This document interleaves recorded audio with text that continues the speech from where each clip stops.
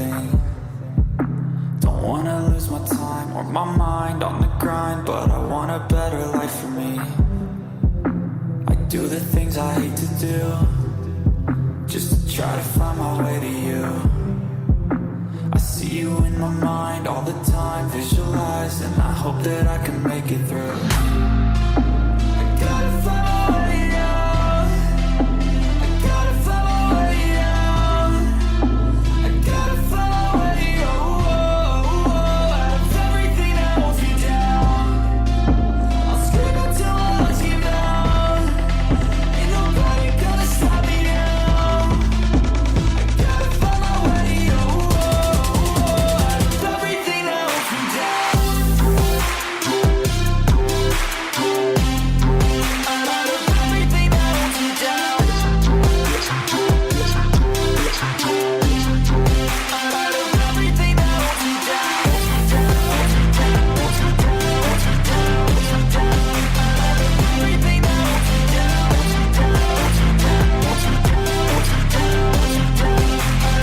Everything that holds me down. I wanna be a better me. I wrote a song called Destiny. When I'm in pain, don't let them see. Emotion is the enemy. Therapeutic chemistry.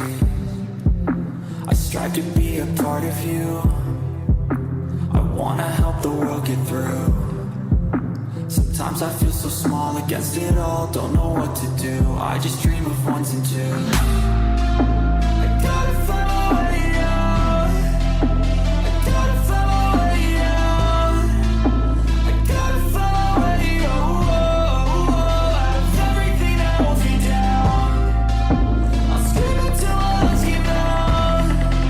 Ain't nobody gonna stop me now. I gotta find my way out of everything that holds me down. Out of everything that holds me down.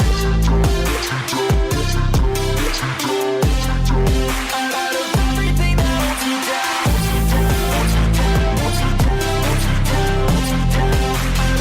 Everything that holds me down.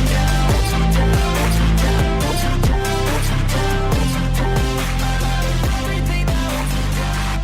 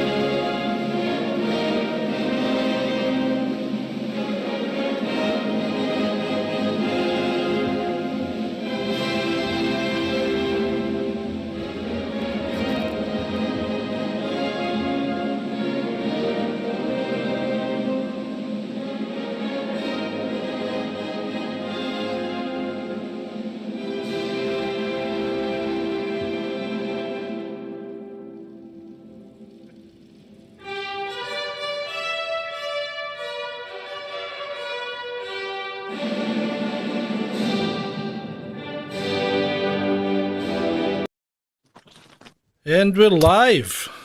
Oh, well. Good evening. How are we, John? We're not good, Ben. I don't know what the sound likes to the people out there, but to me you sound terrible. You might sound great to them. I don't know. What I'm going to do is I'm quickly going to grab it up. Hold on. Can't see you. You can't see me? Nope. My camera's coming through good and fine. No, your camera's Hello, not people. coming through. Hello, everybody. You're correct. It's not. Why is that not coming through? I can see it.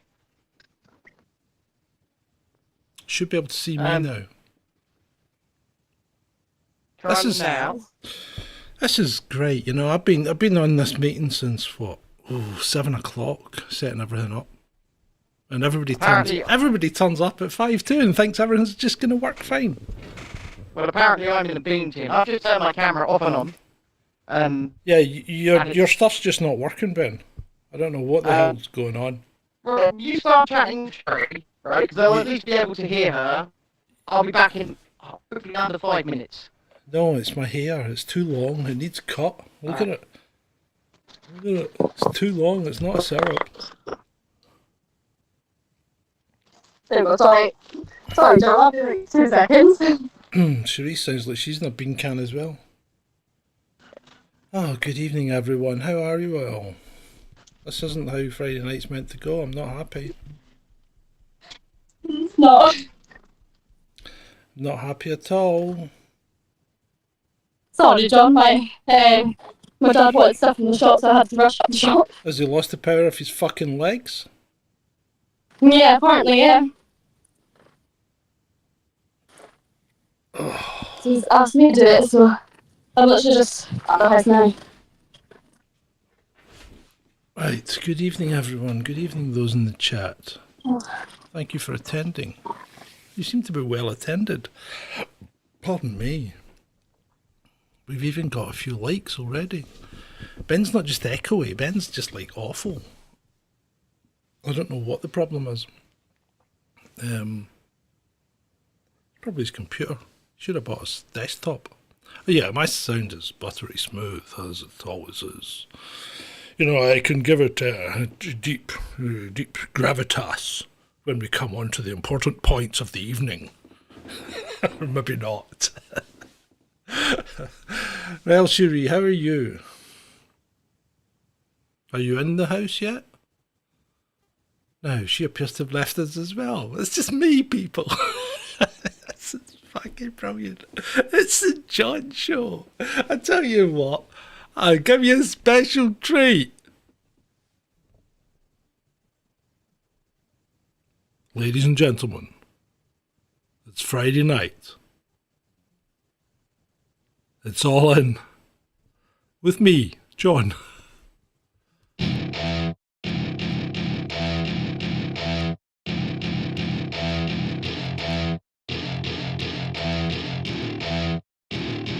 Welcome to my party, we're just getting started. A life is a dream or a nightmare scarring. Hand me a drink cause I think I'm going all in. Get me a shrink who can catch me when I'm falling. Cover up my scars, flip the handlebars. Crashing in my car, wake up in a bar. I'll be a superstar, just on my avatar. This world is so bizarre, empty out the reservoir. Yeah, I'm taking 6 shots, yeah, straight to the face. And I wanna get lost, I'm sick of this place. Don't know how to stop when I'm feeling this way. So I'm taking 6 shots till I'm feeling okay. I think I'm going crazy, don't think I'll get home safe. So I'm taking 6 shots all straight to the face. I'm taking 6 shots, are you coming with me? I'm taking 6 shots, yeah, straight to the face. And I wanna get lost, I'm sick of this place. Don't know how to stop when I'm feeling this way. So I'm taking 6 shots till I'm feeling okay. I think I'm going crazy, don't think I'll get home safe. So I'm taking 6 shots all straight to the face. I'm taking 6 shots, are you coming with me? Sometimes you need to let loose, grab juice, get goose, tattoos, taboos, get screwed. Loosen up, buttercup, all those hate comments will never make you feel enough. We're all adequate graduates, heart full of calluses, but we know calculus. Damn, ain't that fabulous? Can't wait to apply all those mathematicus. But we can't get a job that pays us enough. I'm about to pop off. Fuck you, you're lost. We all know that we never really want a boss. So I'ma do what I want to. Something I can't undo. Yeah, I'ma do what I want to. Something I can't undo. I'm taking 6 shots, yeah, straight to the face. And I wanna get lost, I'm sick of this place. Don't know how to stop when I'm feeling this way. So I'm taking 6 shots till I'm feeling okay. I think I'm going crazy, don't think I'll get home safe. So I'm taking 6 shots all straight to the face. I'm taking 6 shots, are you coming with me? I'm taking 6 shots, yeah, straight to the face. And I wanna get lost, I'm sick of this place. Don't know how to stop when I'm feeling this way. So I'm taking 6 shots till I'm feeling okay. I think I'm going crazy, don't think I'll get home safe. So I'm taking 6 shots all straight to the face. I'm taking 6 shots, are you coming with me?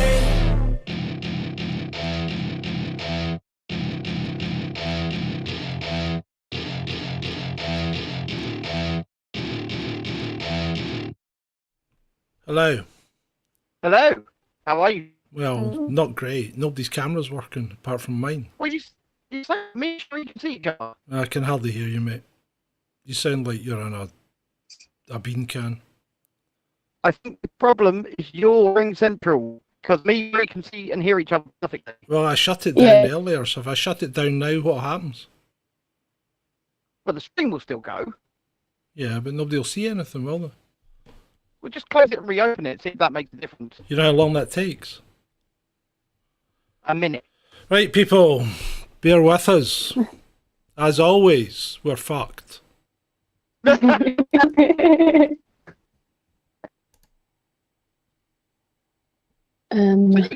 see me and you can hear me just fine.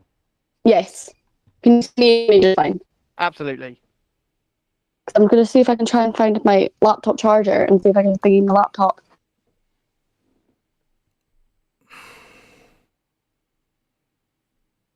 Well, people will still actually see me because I'm not dependent on Ring Central, actually. So, yeah, you're all right, people. You'll still see me. You just won't see them. So, give me a second while I fire up the crap that is Ring Central again. Do you want me to run the do you want to run I'll tell you what, I'm going to run all in again and see if we can get you back, okay?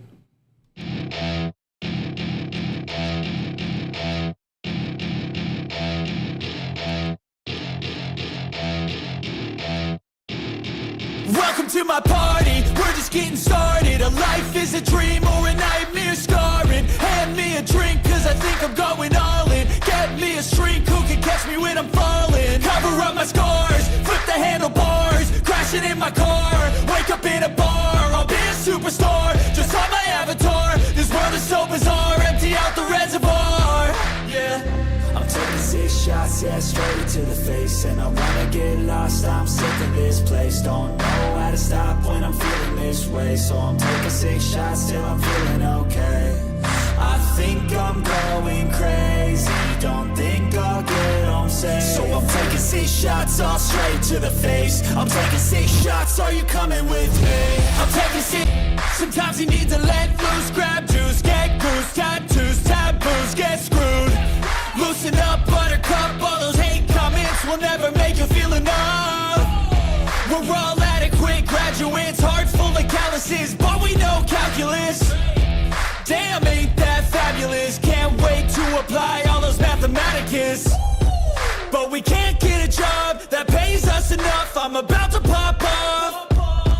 Fuck you, you're lost. We all know that we never really want a boss. So I'ma do what I want to, something I can't undo. Yeah, I'ma do what I want to, something I can't undo. I'm taking 6 shots, yeah, straight to the face. And I wanna get lost, I'm sick of this place. Don't know how to stop when I'm feeling this way. So I'm taking 6 shots till I'm feeling okay. I think I'm going crazy, don't think I'll get home safe. So I'm taking 6 shots all straight to the face. I'm taking 6 shots, are you coming with me? I'm taking 6 shots, yeah, straight to the face. And I wanna get lost, I'm sick of this place. Don't know how to stop when I'm feeling this way. So I'm taking 6 shots till I'm feeling okay. I think I'm going crazy, don't think I'll get home safe. So I'm taking 6 shots all straight to the face. I'm taking 6 shots, are you coming with me?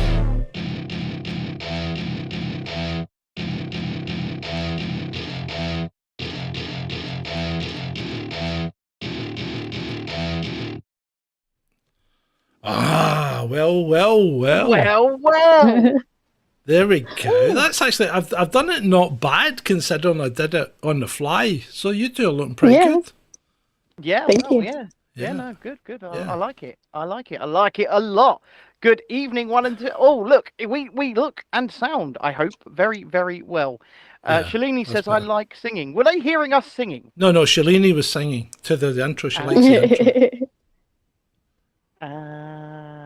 Okay. But hooray, 5-5 across the board, says Tony. Finally, we're Oh, there. oh. Yes, hi all. Oh, gosh. So, how does my new camera positioning and zoom look? well, it looks good. You're quite zoomed in though. Yeah, I was working on it because I wanted But it to. we're on a kind of different setup here because, as you know, as you can see, there's 3 of us, but we're all in a little line instead of scattered about.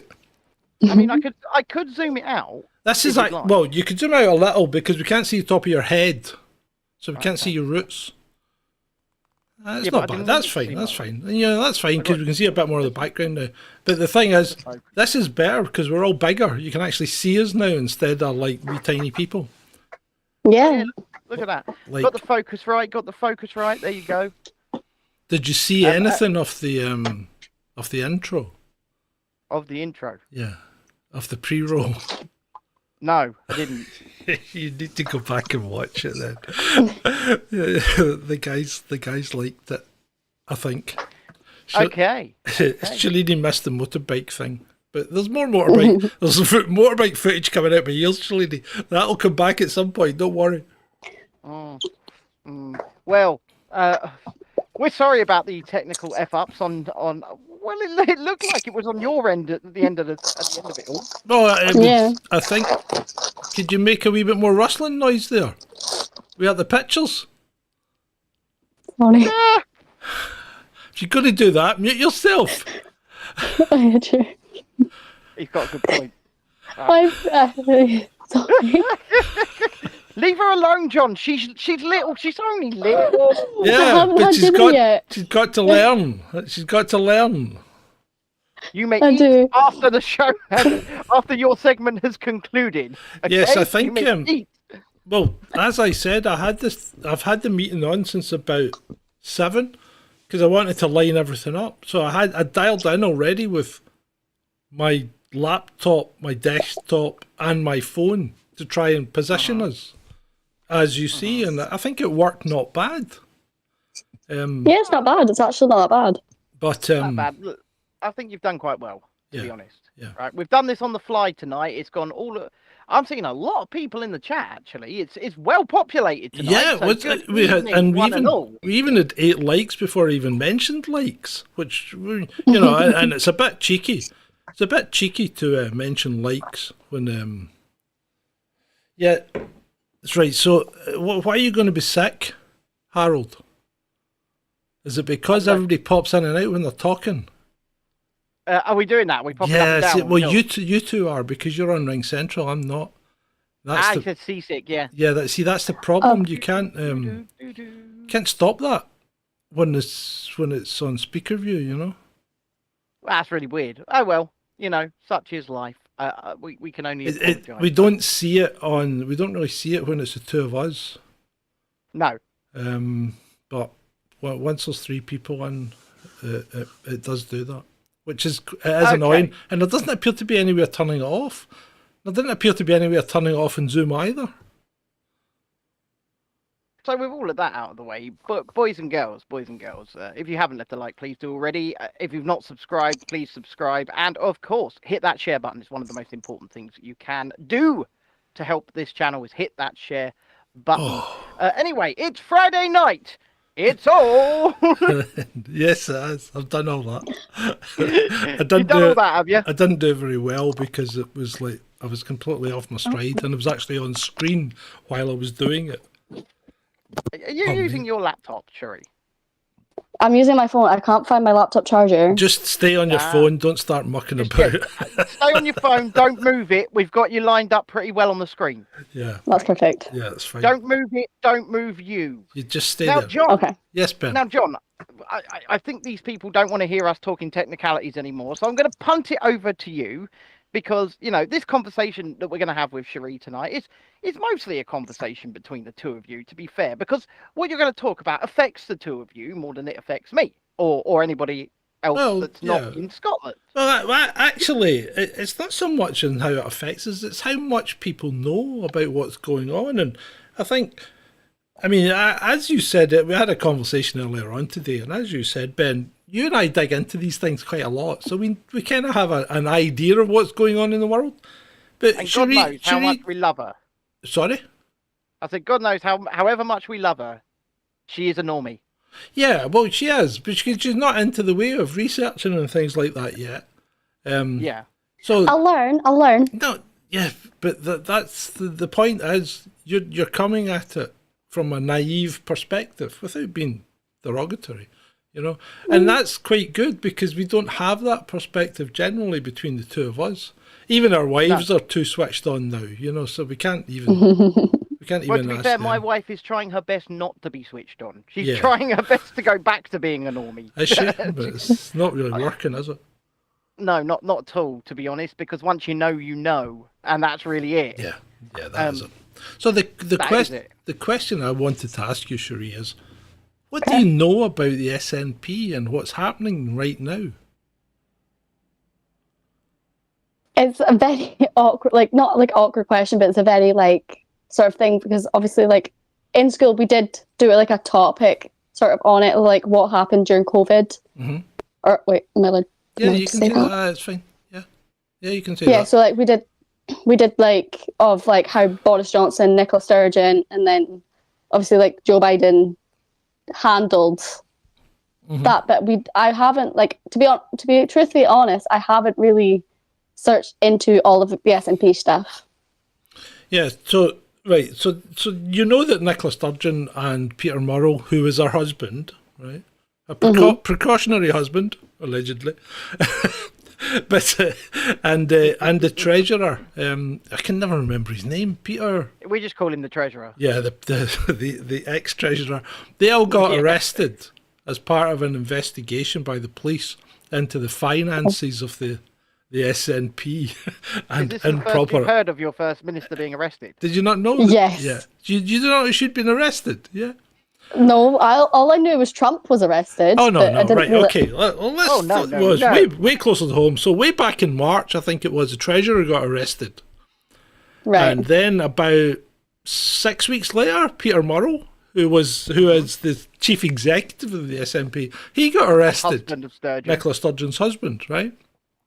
And then they put they threw a cordon and put a marquee up in our front garden and appeared to dig up our garden, right? They did, yeah. And they found out they had a £100,000 motorhome at Peter's mum's house in the driveway that belonged to the SNP that nobody knew about, right? So the police, That's sketchy. the police have seized that. And then, and I mean, I'll be fair, the treasurer and Peter have both been released without charge, right? And then Nicola, about, maybe 8 weeks later, about 2 months? Yeah, about 2 months ago. Yeah, she got arrested and was taken in for questioning. And again, she was released without charge, but the investigation hasn't finished, so these things are still ongoing. So this is the people that were ruling the country. They've not all they've all now been arrested and are under investigation for improprieties around the finance of the SNP. So there's £600,000 missing and has been for some time. Now. Right? So that £600,000 is SNP funds. But there's £400,000 of money that was donated from people who died, right? Is also missing.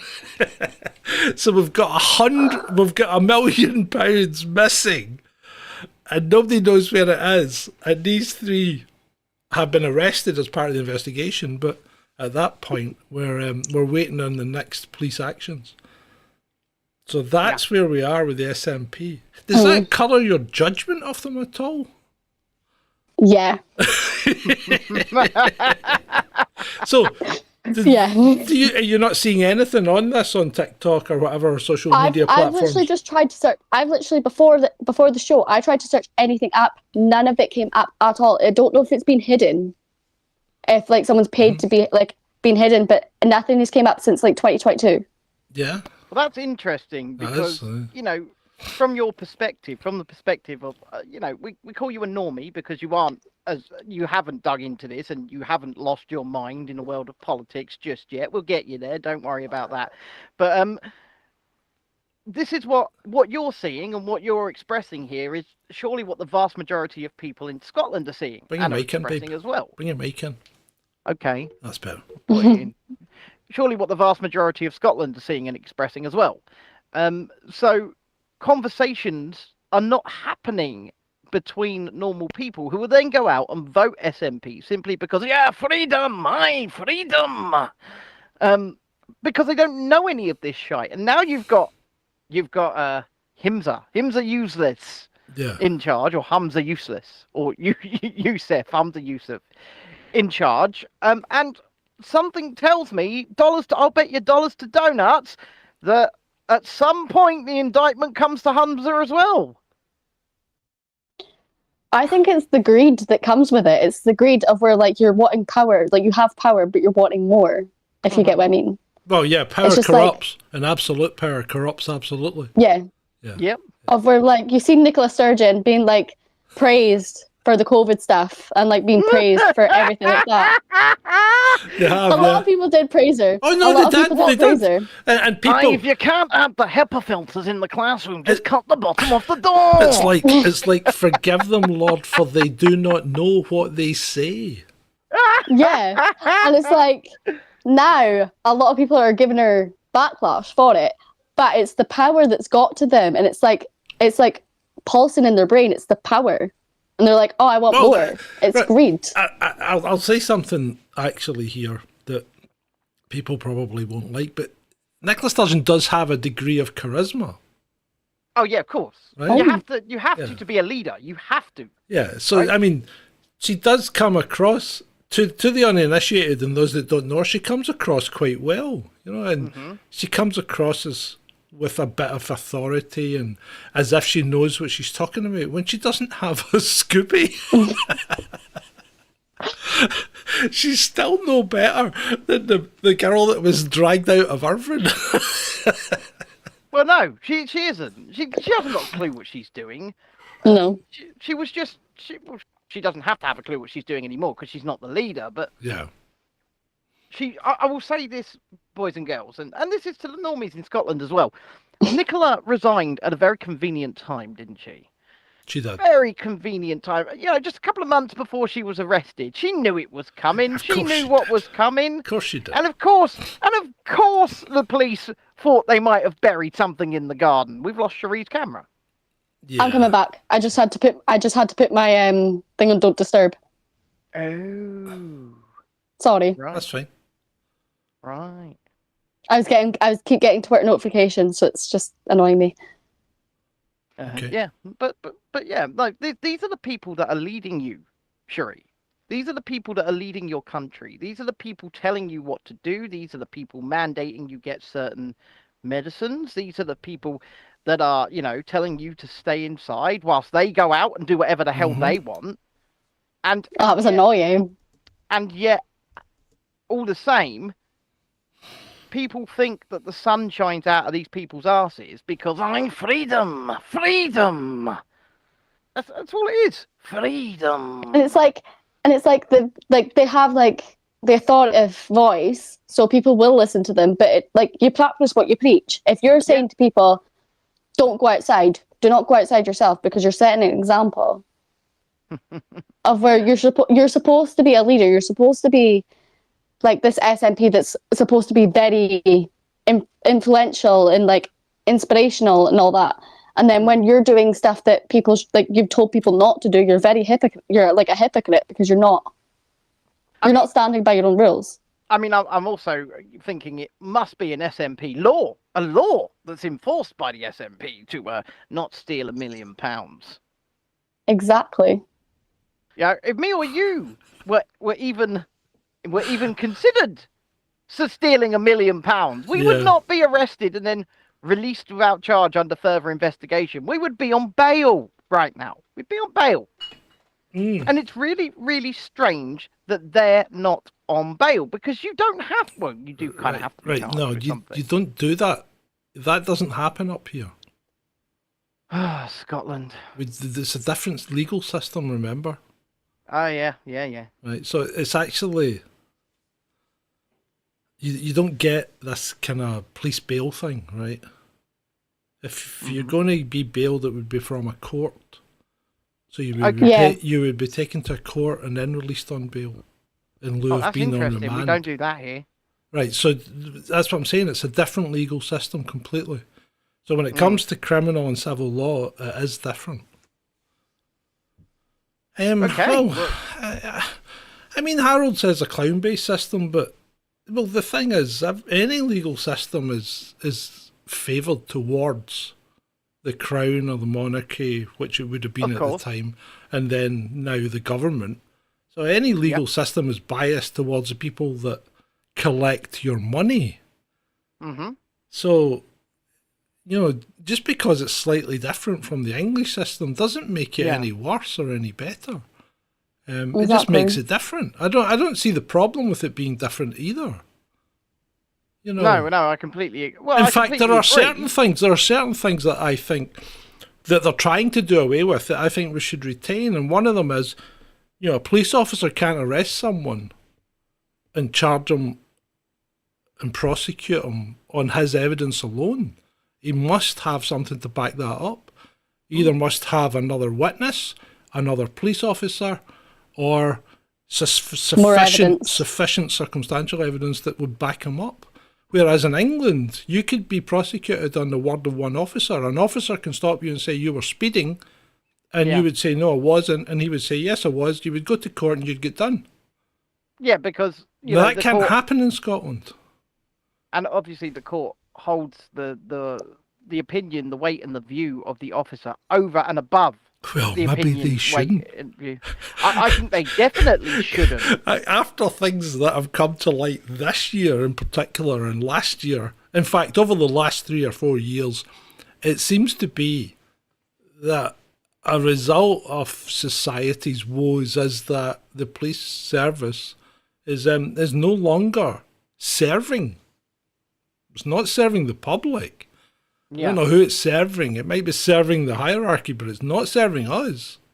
Well, no, I mean, their primary job is to make sure that government-owned buildings and corporation-owned buildings are protected. I mean, when I went out and documented these protests in central London, the police force, you go down the road and there would be, a fair number of police corralling the crowds. However, you would finally get to something. I believe that the Bill and Melinda Gates Foundation in London, right, was surrounded by police long before the protest even got there. The BBC surrounded by police long before the protest even got there.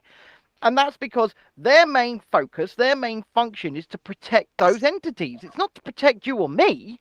It's to protect those entities. You say that. Right, and I agree with you, right? Because we've had this conversation, and I've said one of the things that opened my eyes when I joined the police was the fact that we had to go around and check all the property every night. You know, but that wasn't. What I'm trying to say is, you say that property is valued above person, and I think it is. I think you're right. Okay. Yeah. And you say that the police were protecting property in London. But they only seem to protect some property, Ben, because they don't seem to be protecting the property that Just Stop Oil are spraying paint on. No, okay. And also, Now, and those are big corporations. Yeah, and the property that they were protecting when we were marching down the street was obviously very deliberate. There was very deliberate choices in the property in which they were protecting. Like, for example, they weren't protecting the 1,500 branches of Starbucks and Costa that the march went past. No one was protecting that. They weren't protecting Tesco's. They weren't protecting the Disney store on Oxford Street. They weren't protecting anything on Oxford Street, really. They were protecting the BBC, the Bill and Melinda Gates Foundation. My God, you should have seen the line of them outside New Scotland Yard every time we went past. And Parliament. Well, yeah, I mean... and Downing Street, the obviously. seat of power, obviously. Have we finished with the SNP? Well, yeah, I think we're just talking about the police in general now. Yeah. Well, actually, there was something you touched on there that maybe we thought we were going to touch on, was Bill Gates. Yeah. And how it what might... do you know about Bill Gates, Shuri? Yeah. What do you know about Bill Gates? What do you know about? Is he a good guy or a bad guy? I'm trying to think of what he does again. See, this is the normies right here. He's the guy that Bill invented Gates, Windows. Well, Creative Yes. Windows, I'll rephrase that. He's the guy that stole the code that Windows is now based on. believe it was from Tim Cook, wasn't it? No, it wasn't. It was some guy that wrote an operating system in BASIC, I think. It was so far back. And then they stole it. It was DOS based, and they stole it and repurposed it and called it MS-DOS. Yeah. Disk operating system. Anyway, he's extremely wealthy. Extremely wealthy. One of the richest people on the planet. And, you know, he's a little geeky guy with glasses. It talks like this. Hello, hello. I've seen him, yes. I've seen him, yes. But this is a good point that I'm making here, because what Cherie is saying is what, you know, when it comes to the conversations about people like Bill Gates and Klaus Schwab, probably a name you've never heard before. No. The vast majority of people have got absolutely no idea what you're talking about. They've got no idea whatsoever. Have you ever heard of the World Economic Forum? I've heard of it, but I've never touched on it. Okay, so I'm assuming you've never heard of Klaus Schwab. No. Anthony There you Fauci? go. No. And there we go. Secretary Okay, of State Blinken? No. Okay. Victoria Nuland? The name rings a bell. Okay.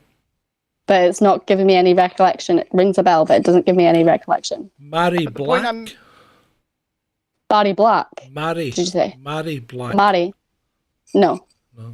Actually, let's dig into that briefly before we leave the SNP to...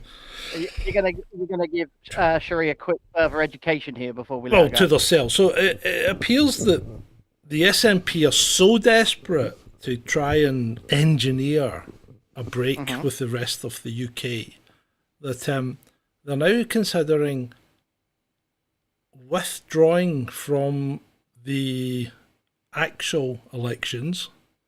You know, Yes, the the ones, general election. the general election, i.e., not standing, and then using the next MSP elections as a de facto referendum to say, well, if we win, we should be allowed to go independent. Now, I see a couple of snags, because if they withdraw from the parliament, the collection of people that impose the laws of this country and effectively rule over us, right? If they withdraw from that, then surely they don't want to be part of ruling any country, never mind their own. Right? Secondly, they'll never win an election in Scotland because their stock is going down by the day. People are seeing more and more people are seeing through and through them. So, and the whole system we have up here, effectively, this weird proportional representation bastardization that they've applied up here, nobody's ever going to get enough votes to be in full power. So it's always going to be a coalition. So how can you say that you know, you could win with 30% of the vote? So how does that say that that's a de facto referendum and everyone wants to leave? It doesn't, in my view. It doesn't. My question is, how in the hell is Scotland going to be independent anyway? Because we can't even keep a prime minister for 5 minutes. We can't even keep, we can't run a country by ourselves. We can't even build a ferry. Exactly. Can't even build a ferry. We can't even build a shop down the street other than bloody run a country. I know. Yeah, I know. Like, it's mind-boggling of where, how, people fight for independence. It's going to be the same as Brexit. Yeah, it's going to be well worse. Well, I don't see Brexit. See, Brexit to me isn't a big deal. I don't understand. It really isn't. I don't see the problem with Brexit. We were in a trading bloc. We're not in a trading bloc. We were in a bureaucratic nightmare. We're no longer in a bureaucratic nightmare that applies to Europe, but we're still in a bureaucratic nightmare. I was meaning, do you know how Brexit went viral, of where it was a meme and then it was a debating ground and then it was everything else like that. it's going to be like that. It's just going to twirl. It's not going to go anywhere. I can tell you now, it's not going to go anywhere. Yeah, probably not. No, you're absolutely right. And on that note, I think we let Cherie go and get some dinner. Yeah, go and get some dinner, pet. You know, I really eat your greens. You got some growing to do. You know. We want to get you over that 4'10" barrier. Yeah, 4'10". You know, I checked tonight just to see Kylie Minogue's 4'11" and 0.8 inches. So you've got you're shorter than Kylie. You're shorter than Kylie. You got a wee bit of going. So you crack in there. You crack in there, and we will see you next Friday to talk I'll about. see you next Friday. We will. Bye. Thank you for having me on. It's been a pleasure, as always, for you. Bye. Bye. Right. Bye. Now, bear with me, people. Bear with me. You can see like half of my hair right Yeah, now. just calm down. Calm down. It looks beautiful. There you Now go. we can see two of you. Now there you go. Oh wow, we did it! Look at that. Okay, I've been Do you practicing. want me to zoom out a bit more and refocus? Come out a bit more. Yeah. Oh, my more. either I'm too heavy for the old office chair, and I don't think I am, or the suspension is going downhill. Oh, okay. Well, so there you go. I think that looks a bit better. I think that looks a bit better on the screens. What do you think? Yeah, that looks good. Yeah, we're pretty evenly matched, apart from colour, but that's obviously not a problem. Oh, no, good God. indeed, do die day. And I mean, we can only apologise for the technical difficulties that appeared. I thought it was my end. I really did, because I can't see the green moving up and down on my microphone right now, so I didn't know if my mic was working even. Yeah. I think Ring Central. See, if you're on it on your own for a while, I think it kind of goes into some kind of funk. Some kind of like spazzing out mode. Yeah, so I mean, what I did was I shut Ring Central down and came back, and it has made a massive difference, hasn't it? Adam saying you've been on a course to make things work better. I think he means. All right, yeah. Well, possibly. That's what I think. That's what I think he means. Anyway. Yes, Adam hasn't been on the show because Adam's continually invited on the show. Adam has a standing invitation to the show, and I know he does. Shalini was asking earlier, where's Adam? And that's a question we indeed have been asking ourselves. We are going to start calling one of the shows each week, Where's Adam? Yeah, because where's Adam? We love Adam. But he's busy man. He appears to be doing some kind of political shenanigans. He is doing some political shenanigans. What's his little campaign called? Like, what about the bomb? Or something like that? Oh, I don't know. Don't use that word. That's not a good word for YouTube. The algorithm will pick that up. What about the boom? Yeah. Right. Shall we address the theme of the show, which is Camp America, basically? Well, yes. Or do you want to address it later? I think we should use that as a nice solitary block, right? Okay. Because I think we need to talk about West Yorkshire Police. Bring your mic in. I think we need to talk about West Yorkshire Police. Well, I think last night, and I'll just say this briefly, okay? I think last night I did point out I had superficially seen photographs, no video, and had heard a couple of things secondhand on the show, right? Therefore, I wasn't going to make a judgment. At that point, I said, why don't we talk about it tonight? Because I think things will be much clearer, right? And we'll know. Because while there is always two sides to a story, right? You will get a better picture, the second day. And yeah, I think that's been quite wise counsel, because what's happened today, Ben? And for the purposes of full disclosure, I have seen the video now. I abhor it. I thought it was disgusting. I made a meme. You watched it straight after the show last night, and he turned around to me and he went, "This is a straight up home invasion." Well, and I have a thing here about, and I have asked Ben the question, but I'll ask again. Did this happen in the house? Did she say this in the house or within the Yes. curtilage of her garden, right? Yes. Therefore, the question I have to ask every Englishman out there, is your home your castle or not? Well, that's a very good question, John. And how can it be a public order offence if something has occurred on the privacy of your own property? My point, sir, exactly. And the thing is, the comment, as far as I can make out, the comment wasn't even directed at the the police officer, right? She was talking to her mum. Exactly. And then the police officers, apparently, so from how I understand this went down, it was as the police were leaving, she turned around to her mum and said this statement, and the officer turned around and I know, and basically set the hounds on her. Yeah. So I have read the statement from the West Yorkshire Police. I made a meme. One released today. I made a meme that Ben said, "Don't post that or you'll get arrested." Well, you're in Scotland. They don't like you saying funny things there. Well, yeah, okay, but I thought it was funny, so I did take something off it, but I still posted the meme, right? Because she reminds me of Brienne of Tarth. Yeah.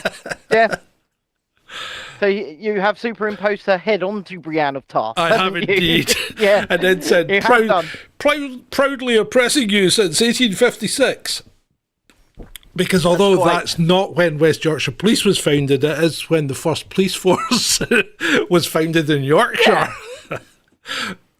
But you know what? As Lomax says in the chat here, they originally released a statement yesterday, essentially saying, "Well, now let's calm it down. There's two sides to every story here." They did, right? Yeah, because I read that last night as well.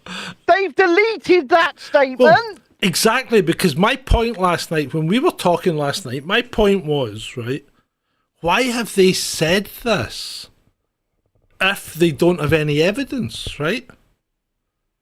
And it's like, you know, where's the gain thing? And that's what I was trying to get through. If they've not got any evidence, they're really on a sticky wicket. And it appears they have no freaking evidence. Well, it looks like... okay, I'm going to paraphrase the new statement that was released this evening, okay? Hi, guys. West Yorkshire Police here. We fucked up, guys. Yeah. Sorry. Not good enough. Yeah. On this occasion, not good enough. And I don't care. I don't care about the background of the family. I don't care if they're chavs or not, right? I don't care if the girl's... Actually, and at this point, I don't care if the girl's autistic or not. Because regardless of her disability, regardless of their social standing, regardless of whether they're Neds or not, no one deserves to be treated like that. And West Yorkshire Police are disgusting in the way they have behaved. Because the first knee-jerk reaction they made was to protect their own, rather than stand back and impassionately investigate the case, which is their duty. They failed in their duty at the first hurdle, and they've continued to fail at that duty ever since, because they have failed to serve the public of Yorkshire. Well, absolutely. And their job, their first job, and you know, this can sound, people might say, oh, that sounds American, but their first job is to protect and serve the members of the public. It is not to oppress the public and bully, and I will say autistic and disabled, because I am autistic and disabled, right? So I've got a little bit of a stake in this as well, right? But it's not their job to... And the thing is, have you seen the video? She's going... The mother's saying to her, she's autistic. She's autistic. Yeah, I know. She says things, she's animated. Yeah. And the girl was in a cupboard. The words that come out of that officer's mouth, I don't care that she's autistic. Yeah, I know. I don't care is what came out of that police officer's mouth, right? And yes, with people with neurodiversity or neurological disabilities, you do need to talk to us, treat us, and you know, be mindful of the fact that if we get into a state, a rage, and the same thing can happen with me, by the way, there's no easy way to bring us down out of it. You must let it run its course, because if you don't, it can get hundreds of times worse. I mean, Andrew. Andrew is on the chat. Yeah. So Andrew posted a thing today. This guy, some bootneck or something, right? Obviously, ex-marine. I think ex-marine. Yeah. So and he does a podcast in America, and he seems to be quite successful. And I'd actually like to link up with him because he's a northerner. He's from the northwest, so he's probably all right. But yeah. He's got a much bigger following than us, and he lives in America, so it's everything we want to be. Yeah. And he came up with some very good points, and I think he was 100% right, And the thing is, I've forgotten the point I was trying to make there. Okay. Whilst it comes back to you, let me just say, Andrew says it's the hierarchy of protected classes thanks to the Equality Act, but put the Equality Act aside, right? Put that aside completely. In the very situation in the room, you've got one police officer who's just got a bloody chip on her shoulder versus one girl who's in severe distress in a cupboard, punching herself in the face because she cannot control the emotional outburst that the police officer has caused. If you are another police officer in that situation, which one of those two is it your job to protect first? Do you know what I'd have not done? Your colleague. I would have done. Whoa, hold on a minute, right?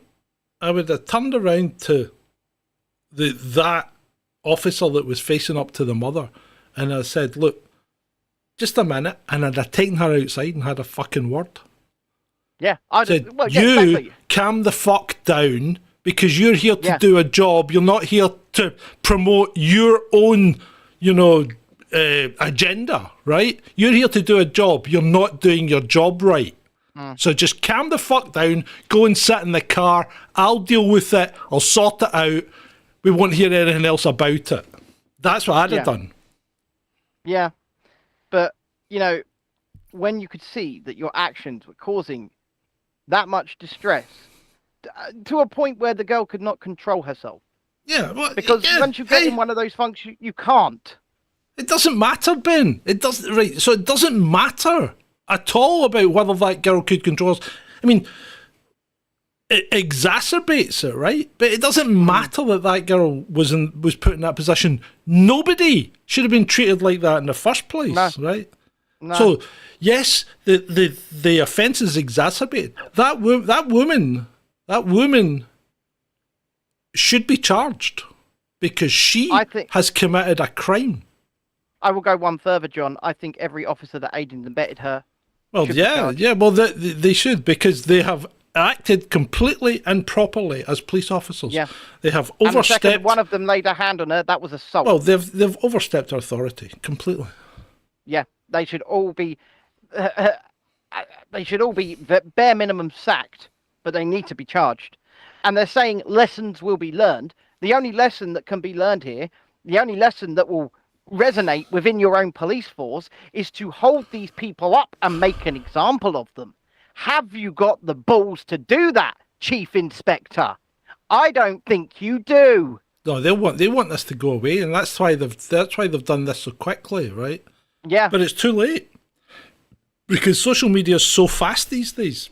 You can't make mistakes like this in someone else's home, where they're quite legally entitled to film your actions, right? Because you're in their house and probably uninvited. In fact, I tell you what, I'd like to give people a little bit of advice if you're ever dealing with the police, right? And this comes to you, not to avoid prosecution or anything like that, just to make things easier for yourself. If you ever find yourself in a position where you are being interviewed by the police, either as a suspect or a witness, right? Yeah. So I think you have to be very careful when dealing with the police these days. And generally, you have to go into any police situation with the idea, especially if you're a suspect, right, that the police only have They only have one goal, right? And that goal is to get a box ticked on a sheet that says crime solved, right? And to get that crime solved, they need to charge someone and put them to court, right? Yep. So what they're going to do is they are going to be disingenuous. They're going to trick. They're going to tell you lies, right? They're going to ask you to explain the situation. Then they're going to try and poke holes in it, right? So if and this is not how not to deal with the how to get away with things. This is how I would deal with the police, right? And it's always how I deal with the police, even these days, right? Because I mean, I've been stopped for a number of things since I left the police, and there are a number of ways of approaching things. But first of all, if the police are pulling you up for something, you ask them if you've committed an offence or a crime, right? And at that point, if they say yes, then you say, am I under caution? Or am I detained? Well, no, don't ask if you're detained. Don't ask. Just say if you're under caution, because if they're only talking to you, you say, am I under caution? Right? And they say, well, I haven't cautioned you yet, but you could be. And I said, well, then you have to get me a lawyer. And you don't say anything else, regardless of what they do. Right? Now, either that or they will come back at you, right? They will always come back at you. They will say, well, we can do this the easy way, we can do it the hard way. See, if you want to get away with anything, or if you want to make life difficult for them, you do everything the hard way, right? I want to direct you to a YouTube channel, actually. Can I finish first, right? You can. You say nothing, right? You don't engage in conversation with them. You don't tell them a story. You don't give them an alibi. You don't do anything, right? Until you've got a lawyer there, right? Yeah. And then you confer with your lawyer in private before you allow them to interview you. If at any point during the interview they ask you a question you don't want to answer, do not answer it. And if they say something like the accused nodded his head, indicating they understood, you say, no, I did not. Right? So you just play the game. You do not say anything that can incriminate you. They will try and be your friend. They'll try and be your bad guy. You know, they'll be good cop, bad cop. They'll do anything to try and get you to talk. And they'll say, well, if you tell us this, we can crack you some, you know what? See if you don't open your mouth and they've not got any evidence, you're not getting done, even if you did it. First of all, I'd like to direct you to a YouTube channel called Bruce Rivers, right? Bruce Rivers, the criminal lawyer. He's an American criminal lawyer, but his sole function is to teach people how not to, quote unquote, self-snitch. So don't self-snitch. See, this is the thing, and this is the part that I don't understand, because even when cops get caught doing something wrong, they burst. They burst. They bloody burst, and they tell the other cops that they've done something wrong. It's crazy. Yeah. So that's the first thing. What was the second thing? Like you earlier, I seem to have lost my train of thought. Yeah. But no.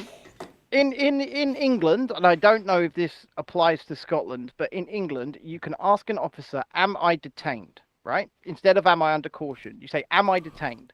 And if they say no, you say, "Bye." Yeah, well, that's it. I mean, you can walk away anytime. And if you're not under arrest, you can walk away. You say bye and walk off. It's the same as if a TV license guy comes to your door, right? He says, "Oh, I'm from TV licensing. I'm here to search your home." You say, "No, thank you. Bye." That's it. Yeah. Nothing else. Yeah. Say nothing else to these people. And if you're a witness, and you don't want to be a witness, right?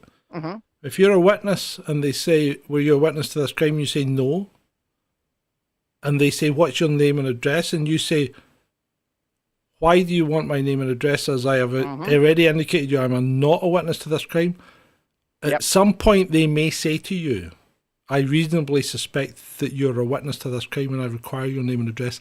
At that point, you must give your name and address, or you are leaving yourself open to being arrested. Okay? It's unfortunate that these people have that type of power over you, because I'm going to be completely honest with you, they shouldn't. No, well, they probably shouldn't, but, you know, that does happen on occasion. It has happened on occasion. Yeah. Okay, John, could you entertain these folks for 2 minutes? Because if I don't get more water, I'm going to end up dehydrated. Okay. I'm going to get some water. I'll be right back, people. Okay, people. I love you all. Right, so that's what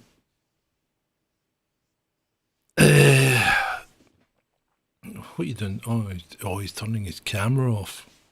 He's probably filling his water. He's just going to run it through for a second chance. Give his kidneys another run at it. Have you heard that old joke about the guy sitting in bed and he gets he's in the hospital bed and he gets his orange juice and he puts some of it in his sample jar, you know, where it should have been his urine, and he puts it up on the thing. The nurse comes along, goes, "It's a bit cloudy today, Mr. Smith," and he goes, "Oh, let's have a look," and he grabs it, opens it, and goes, "I'll run it through again." Slings it down. That would be a cracker, wouldn't it, if you actually did that? Right, anyway. What shall we talk about? The world is a bad place, is it? I don't know. That whole West Yorkshire thing's just got... No, it hasn't got completely out of hand. It's been quite appropriately handled by mainstream, by social media, I think, because these people have really overstepped the mark. And they've been caught out, and, you know... The problem is that happens a lot. Things like that happen a lot and you never hear about it because somebody's not filming it. So that's the other side of the coin, because there are quite a lot of bad cops. There's a lot of bad eggs out there because cops are like everyone else in society. There's good ones and there's bad ones. And the same thing goes in your workplace. You've got good ones and you've got bad ones. And that does happen, but it does seem to me that we seem to be getting more bad eggs than good eggs at the moment. And that's not a good thing. No, I completely agree with you. And it's wrong. And you know what? I'm so stuck between a rock and a hard place right now, right? Go on. And I'll tell you why. And I'm not sure this is... I'm gonna say what I'm going to say carefully. Mm-hmm. But that video was released on social media whilst that girl was on bail. Right? Mm-hmm. Should I release mine? I don't know. I don't know enough of what they've got. I don't know what they've got. They haven't got anything. Yeah, I know you say that, right? But, I mean, do you know that? Yeah, but they can't have anything. Because even the person they if tried they can't have anything, why is the Crown Prosecution Service still going ahead? Even the person that they tried to line up as the alleged victim. Yeah, I know all this. He's my witness. But why are they still going ahead? That's the thing I don't understand. There's no win here for them. I can't understand. Not. And the only thing you pointed out was maybe they're trying to see if these guys will quit before it goes to court. Yeah. Right? But even then, that's a tenuous win at best, you know? Well, I agree, first of all. But second of all, right, I have only been charged, I think I'm allowed to say this, with resisting arrest. Nothing else. Yes, I know. Nothing else. You resisted arrest. You resisted arrest when you should never have been arrested. That's the problem. So what was I arrested for? Well, you know, what was the other charge? The whole thing's built on a tissue of lies. Well, it must be. Have you ever heard of anybody being kept on bail for nearly 2 years by the time they skip the next court date? Yes. No, for just resisting arrest. Yeah, well, nothing else. For I've heard of people being kept on, been waiting 3 years to go to court because they get caught pissing in the street. Bail conditions, Tony. Unconditional bail. Yeah, but for pissing in the street. Yeah, but Tony said, do you have any bail conditions? Could it possibly misconstrued to your detriment? Unconditional bail. Anyway, so, hey, you know what? 2 years is nothing, mate. It's seriously, in the legal system that we have in this country, 2 years is nothing. I've told you this before. And Yeah. I know you see, this is the problem, right? The problem is when people are dealing with the law, right, and the police, you unless you're a career criminal, you meet them very infrequently, right? So you don't have a lot of dealings with them. So when you do deal with them, you think this is a big thing, right? Now, as far as the law goes and the police and the courts and everything go, this is in the third file down from the back of the cabinet, you know? Yeah. You know, they don't give a shit. They really don't. They don't care. And it's like, oh, just bump that case because that's a crap case anyway and we're probably going to lose it, but we'll bump it down and see if we can drag out something else, you know? Yeah. And that's exactly how they're looking at it. They're not interested in you as a person. They don't think you're a person. You're just a number. You're just a case number. Fucking, you know, who cares about him, you know? And that's exactly how everybody gets treated. So I will repeat to you almost verbatim the conversation that led up to him dragging me from the car. No, don't. Right? Don't. I've heard that. I've heard it so many times. Don't. Well, they haven't heard it. Oh, they have. Come on. He was trying to make me leave, and I was in the middle of a meltdown. I know. Right? And I did not feel safe to operate my vehicle at that time because I'm not in the mindset. I'm having an autistic meltdown. Right? Hands are on the steering wheel.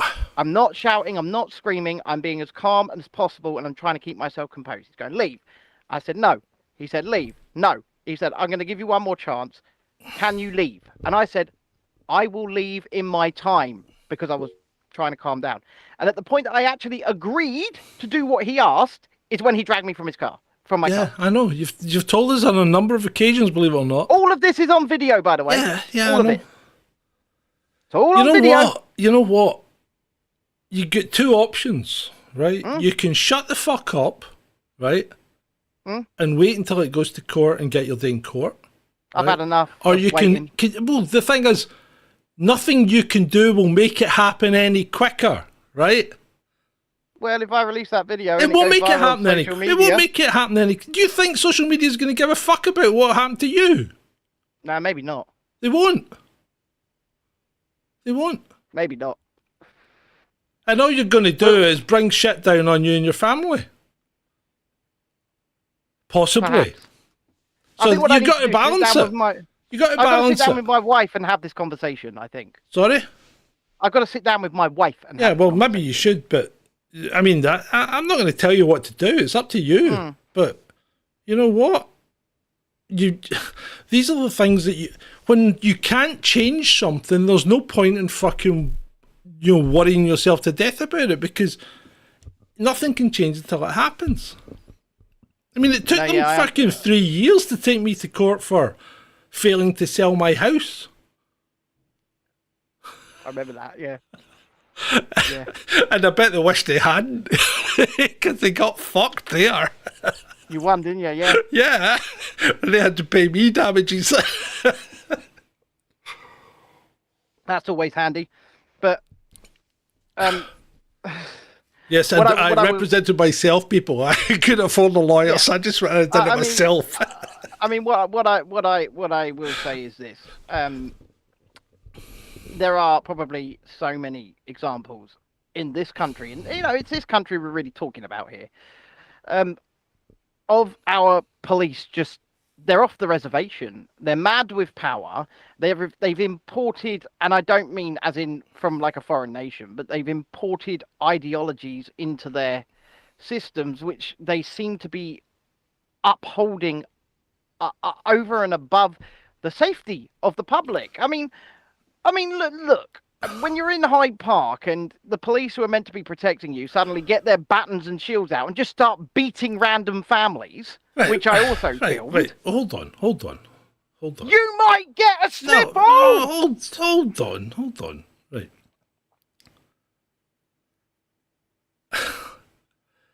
These things happen everywhere, right? They do happen everywhere. And they happen all the time, right? Yeah. It's just that more people maybe got involved and saw it happen this time, right? Yeah. But these things happen all the time, and especially in other countries, they happen a lot because other countries tend to be a wee bit more volatile than us. Yes. Places like France. Right? I mean, who are shy and saying what they think, you know. Did you see that video in Australia, out of Australia, where the woman she's not wearing a mask in the street, and instead of police officer telling her to wear, just grabs her around the throat, starts strangling her. Yeah, this I know. Is for your own good, love. I know. You might get a sniffle, love. But you got to remember that the police. I think the police officers were brainwashed as well. They were brainwashed. Of course they were. They were brainwashed into thinking this was a deadly disease, and they had to take these actions to maintain the safety of the population. And there has never been a phrase that's been so misused as "for the greater good." For the what is it? The film Hot Fuzz, the greater good. Yeah, the greater good. For the greater good. Yeah, the greater good. Yes, Shalini, I'll tell you what. If you've not heard the story about the house sale, I'll tell you at another time. Okay. He will. But it's a good one. Andrew says in Benidorm he got a baton to the ribs and legs for asking where the taxi rank was. Oh, quite rightly so. I bet he did it aggressively. Quite rightly so. Where's the taxi rank? Hey, there you go. Where's the taxi rank?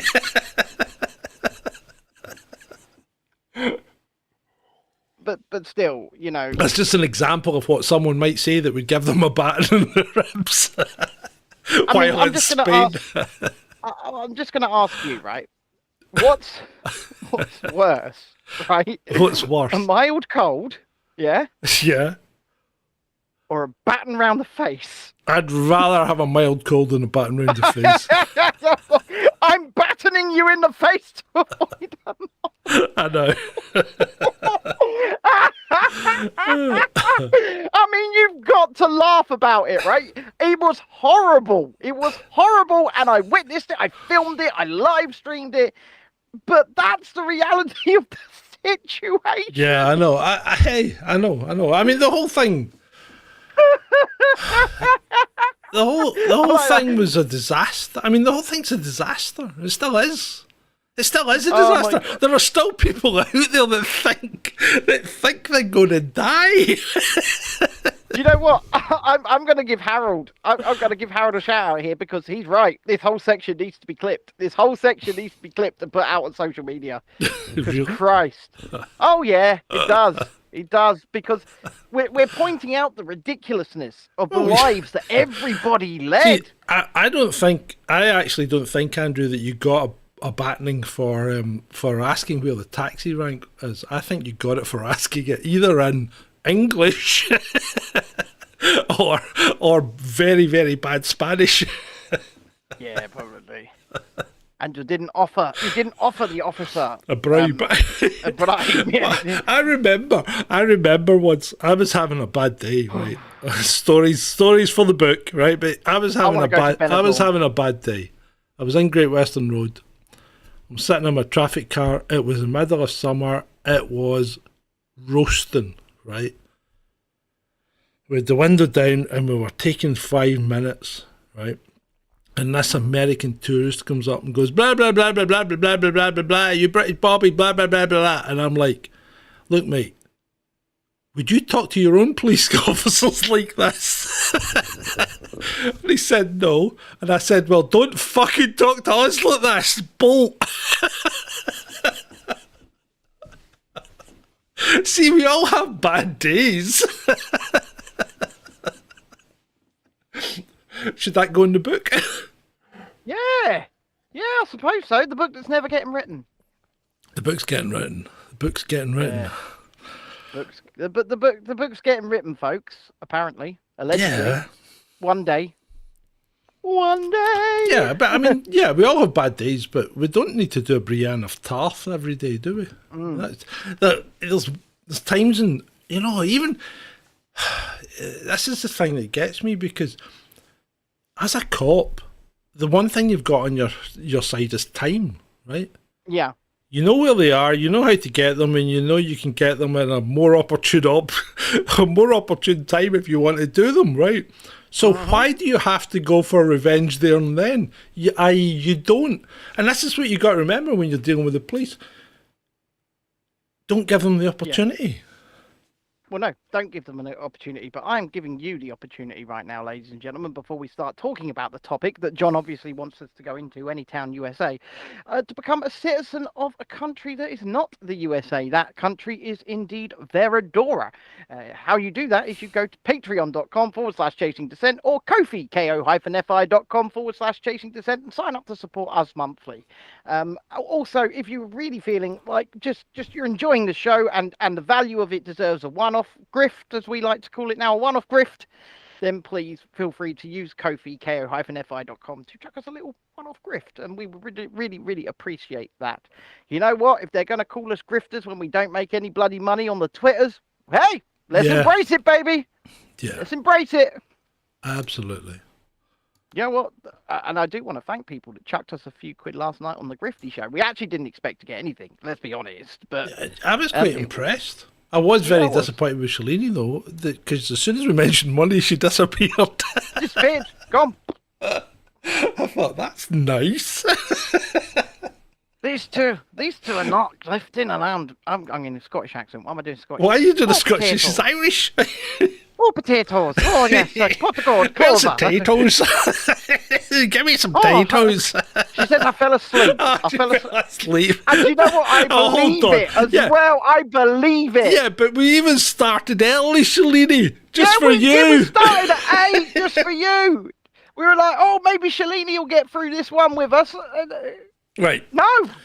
Right, let's get down to and hold on. Before we do get, I've got a question. Sorry, I've got one question. Shalini and Vaughan are coming down for the weekend at the beginning of September, right? I'm going to take them some places. I'm going to drive them some places. And would you like me to get you back to the hotel by 8? I'm just wondering. What migrant hotel are they staying in? They're not staying in a migrant hotel. Are you sure? Is Shalini allowed to be here? I think I'm going to phone Border Force and say, you want to check this bird out? Make sure she's allowed to be here. Make sure she's got her papers. She got papers. Ask her for the titles. Right, anyway, let's move on. The Moscow Times. Love you, Shalini. We do. Honestly, we do. The Moscow Times, right? Yep. Has reported on May this year that Russian authorities are launching construction next year. Yep. Well, actually, it doesn't say next year. They're launching a construction of a village outside Moscow for conservative-minded Americans and Canadians that want to immigrate to Russia, right? Oh, wow. So apparently interesting. Oh no, it's beyond interesting. This isn't speculative, right? Yeah. They have 200 families in America who are paying for the construction. You what? Yeah. There are 200 families in America and Canada who are paying the Russians to build them a village. ANYTOWN USA in Russia. Tony says Texaski. Well, there you go. Wow.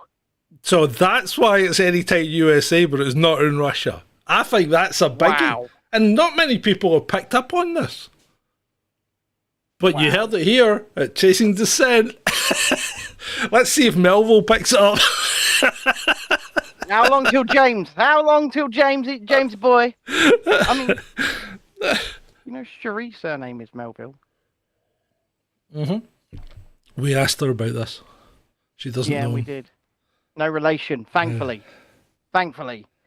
I would have had to have chastised her for being related to that man. Yeah, so around 200 families wish to immigrate to Russia for ideological reasons.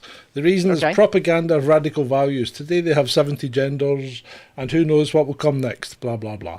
You know, it goes on a bit like that, you know, because, I mean, Russia has made a big deal about traditional values. Yeah, they've made a very big deal about it. They made a big deal about it.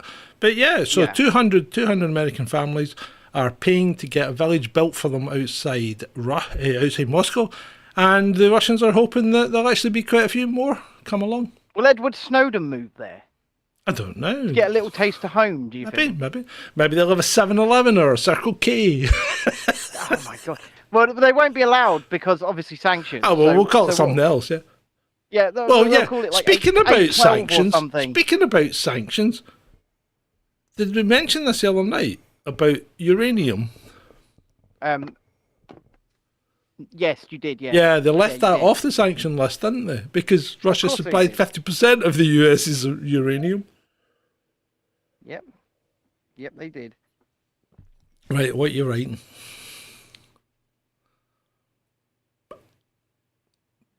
Hold on. What are you writing? This is how they get a taste of home, baby. McRuskey's ANYTOWN USA. Yeah, there you go. There you go. There you go. Right, so your task is to watch the intro for at least something like 5 minutes, and you'll see something that's interesting. You didn't show them a picture of my no-no parts, did you? No, I don't have a picture. I'm just saying. I don't have a picture of those parts. He makes me pose. No, I don't. he says to me, pose for the fucking pictures, Ben. Pose. Well, I do say pose. Send more of them. Send more. I do. Well, because you always do bad pictures. He does pictures where he's very face on. I need a bit of an angle to give me some shadow to work with. How about that? Is that a good angle for you, John? No, you keep looking up and it makes your chin look enormous. You've already got a big jaw. You don't want to make it look even worse. Well, the thing is, I'd rather people actually can still see my chin line, to be honest. Because remember, we used to do this. I had 6 of them. Hey, I've got quite a few under there. Yeah, well, I did have 6 of them. I've now only got 1. Yeah, because the pictures I'm using are from like 5 months ago, and I was much thinner. I'm going to have to get back on it. Vaughan has just told you to paint me like one of your French girls, John. right, okay. Let's me like one of your French girls, John. Let's move on. Happy birthday. What do you want to talk about now? Oh. Well, I don't know. I tell you what, let's talk about. I tell you what else I watched last night, Ben. Especially for you, I watched the Alien videos. Oh, aliens in Peru, baby! And I watched that whole documentary on it as well. And I watched Redacted on it, and I actually made a comment on their YouTube channel, right? Because Redacted had a guy, he had a journalist on there who'd lived in the jungle before, right? Uh-huh. And they did this, him and Clayton did a whole thing. You know, Clayton's a bit of a I want to believe type guy. He's a bit of a spooky Mulder. He's you. He's you, yeah. He's not me. He's nowhere near as cool as me. But anyway, so he's. I says I got to give it to you guys. You did that whole segment with a completely straight face. The whole thing's freaking ridiculous. It is ridiculous. I mean, the footage is people running about at night in the middle of nowhere with flashlights, shining them up and things and going, oh, look, alien. It's fucking crazy. I mean, these guys, and the thing is, that you know there's something awry, right, when the journalist, who's lived in the jungle for 18 years apparently, right, dropped out of college, right, and moved into the jungle, right, and did a bit of labouring and tree felling and all that, but lived with the tribes and all this kind of thing. And I'm thinking, right, okay. The first thing he says is, you know, I've never done ayahuasca.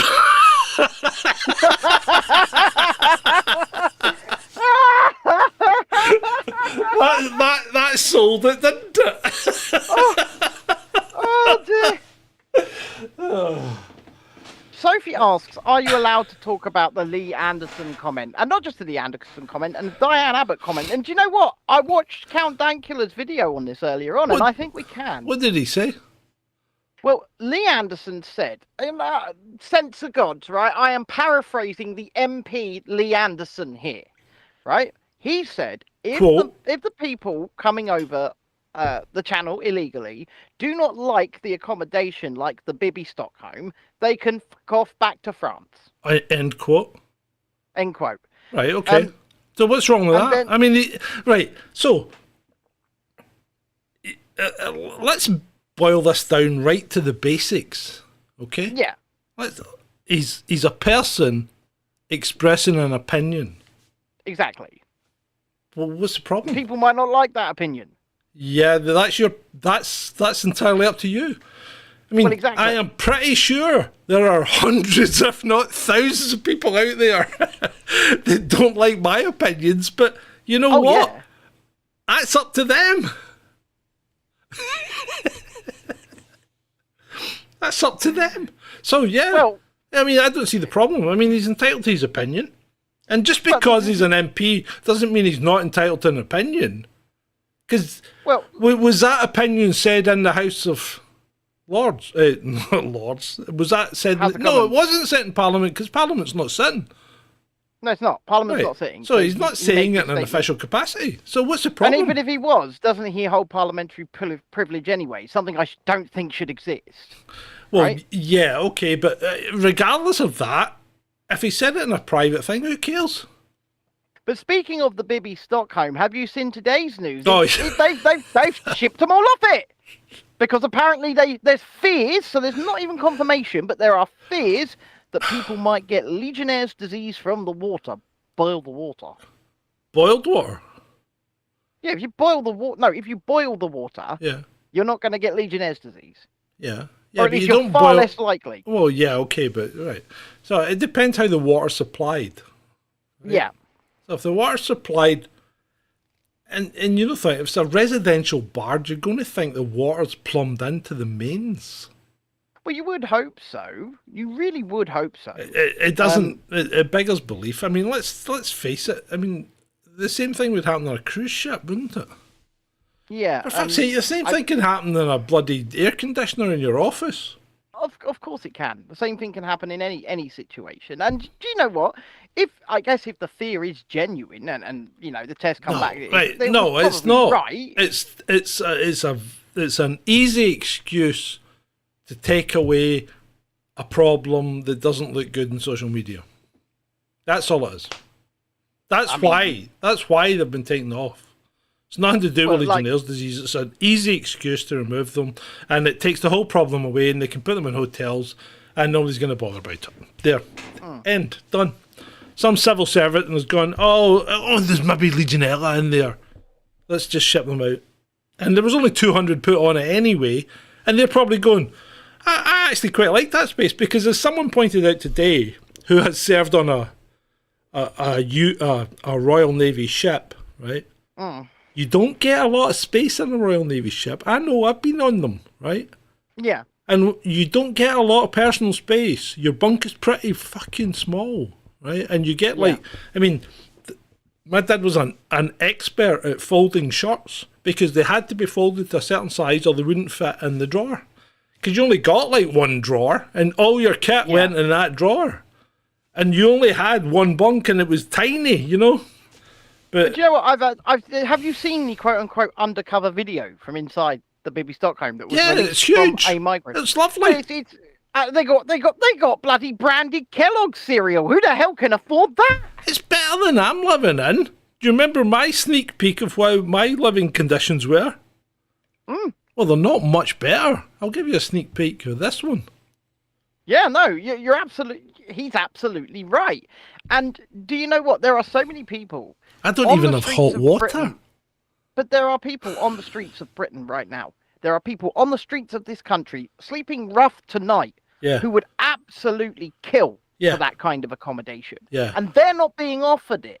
And it's not just the accommodation, is it? We spoke about this last night on last night's show, but I would like a dentist, please. Oh, wait, they've got a private one. Yeah, I know. yeah. Well, It doesn't make any sense. A private dentist is just the same dentist that charges Yes, you of course money. it is, yeah. But what I'm saying is they've got constant access to private medical care. Yeah. I mean, and let's Who else face can it, say that? private medical care in this country is just the same doctor that you get on the NHS. You just get him quicker, and he speaks nicer to you. Yeah, and in this case, I think he actually comes out to them. Do you remember when the GP used to come to your home with his bag of medicines? I know. That wasn't that long ago. I remember we had friends who were GPs, and I remember sitting in the house because they were both GPs, and he was on call that night, and he had to go out, halfway through dinner because he went to an emergency because he was on call. So about 12 years ago, so just before me and the wife got married, I had a medical issue, and I was in screaming pain, and it ended up being bloody kidney stones, right? Yeah, not good. But the pain I was in, she called the NHS, and a doctor came out with a bag of medicines and injected my arse cheek with pethidine. Just boom, Nice. straight in my arse. I've had pethidine. It's good. I quite enjoyed Didn't it. even know where I was until the next day. I did quite enjoy it. Right. Definitely solved the problem. When I broke my arm, they gave me some pethidine. That was nice. I liked it. Pethidine is, it's a painkiller. It's an an painkiller. opiate. Yeah. Yeah. But it was very nice. It was very nice indeed because I didn't solve the problem. I had to have ultrasound to smash kidney stones up and stuff, but it certainly solved the instant Pardon me. pain problem. So For what sure. causes kidney stones, Ben? Anyway, moving on. Let's talk about it. What causes liver failure, John? I don't know. Pardon me. I shouldn't have done that. That was inexcusable. That was I beautiful. beg That forgiveness. That was well timed. It was wonderful. I enjoyed that. I beg forgiveness for that one. My apologies, people. Right. Well, do you know what, John? Actually, before we do move on, You tell me to move on, then you go. Blip, blip, blip, blip. Right. What? Well, no. We were supposed to have our morning meeting yesterday at 10 a.m. and John just never showed up. Didn't show up, right? Just didn't arrive. And I sat there for 40 minutes. I was doing other things as well, but I sat there connected into the meeting, and he didn't show up. And then about an hour later, he 5 to 11 me, actually. and 5 to 11. he messages me and says, "I'm so sorry. I overslept. How can you ever forgive me?" Whoa! And what did I, Hold what on did a I minute. say to you, Hold John? on a minute. That's not what I said. Hold on, let me actually read out the message in full. Yeah, I didn't say that. No, okay, right. Well, let's go back. I said I slept in. I said sorry. I slept in. Okay. I did say I was sorry though. Yep. He did. And then I tried to phone you, and I said I was only phoning to apologise. Yes. And because hey. Okay. We're getting there. Man, we chat a lot. That's all I'm saying, because I'm scrolling through a lot. I've just told you exactly what I said. I regret my actions and humbly plead for forgiveness. Oh, that was after I'd said the initial sorry. That was regret my actions. That was just and me being. I was just at it there. You know that. And what did I say to you, John? And the same thing that I said to you then applies now. Yeah. When you're apologising to the chat. I said you can only find that forgiveness by seeking within. How can you truly expect the world to forgive you if you first cannot forgive yourself? Yes, I know. You did say that. I completely ignored that. And then I said deep breaths in and out. And what did I tell you to say? I matter. Did you? Okay, I'd obviously forgiven I gave you those I'd given up reading by that point. Yep. I thought, what is this thing? Is it existential shit that's going down? I gave you some good ass kicking life advice there, John. Thanks. Do you know what? They should employ us, not just for doing this show, but places should employ us for motivational speaking. Mm-hmm. Yeah. Imagine that. Ladies and gentlemen, I'm actually quite good. I'm going to tell you one thing right now that's universally true, and you can say it's not true, okay? But if you first of all accept this reality, then you may be able to move forward in the world as a better person. You're an asshole. They used to fly me down to Reading to speak at Microsoft. You worked with Bill. I've worked for Bill, I suppose. Yeah. Right, let's talk about Bill then, because you did want to talk about him, but we never did get there. Yeah, okay. Well, Good yeah, segue. let's talk about Bill. That's a good one. Right. So, and people might not like this, but bear with us. Bear with us, right? So, Bill Gates is universally castigated for what he's done. Right? Okay. Now, the question I asked Ben the other day is, what's he actually done? And I expanded on it a bit. Yeah, you did. I want to know what he's done to you. Yeah. Because I'm struggling. And yeah, the guy's an arsehole. There's no doubt about it, right? He's got way too much time in his hands and he's flying about, exposing this and exposing this. And he's maybe done dodgy things in Africa and India and places like that, but we're not going to go into that, right? What we're going to go into is, what's he actually done to you that makes you hate him? And why should he be at a Nuremberg trial? Because what's he actually done? Okay, Mr. Jungle Griffin has made a good point, and yes, I would completely agree with that. He has indeed pushed bad policy. Yes. Well, right, okay, that's fine, and that's a very valid point. But he's one of thousands that's done that, right? One of thousands. Okay. Do you know what I think it is, right? What is it? First of all, I'm not going to say that he's in any way a good person, because I don't think he is. I don't think anybody who. Well, we're not saying that. All we're asking is, in fact, we're not saying anything about him. All we're asking is, what's he actually done that puts him in a position where people want to put him to trial? What are you going to charge him with? Well, the first thing I'm going to say, and once again, I'm going to say something that people might not like, right? But I think that there is at least an element of truth in this. So I'm not even sure myself this is entirely true, but from my observations, and also from just going back to the conversation with Cherie earlier on, the people in this chat are far more switched on than the vast majority of people. And the answers are coming thick and fast, and that's great. And Sean, you're 100% right. But can I refer us all back? Can I refer us back to us? Let's go back to what's he done to you, right? So you're sitting in this country that you're in just now. You've got the opportunity to put a charge on Bill Gates. What are you charging him with? That's the question. Right, yeah. But the thing is, right, I think, and like I said, people might not like this, and I'm not even sure this is entirely true. So let me preface it with that. I think there's an element of truth to this. But I think when you look at the proportion of people who are switched on versus who aren't, there are far less people who are than aren't. First of all, these types of conversations, the types of conversations that you see, the things that you see trending even, are trending within your own echo chamber, for the most part. Mm-hmm. Yeah. And are not as widespread as you think they are.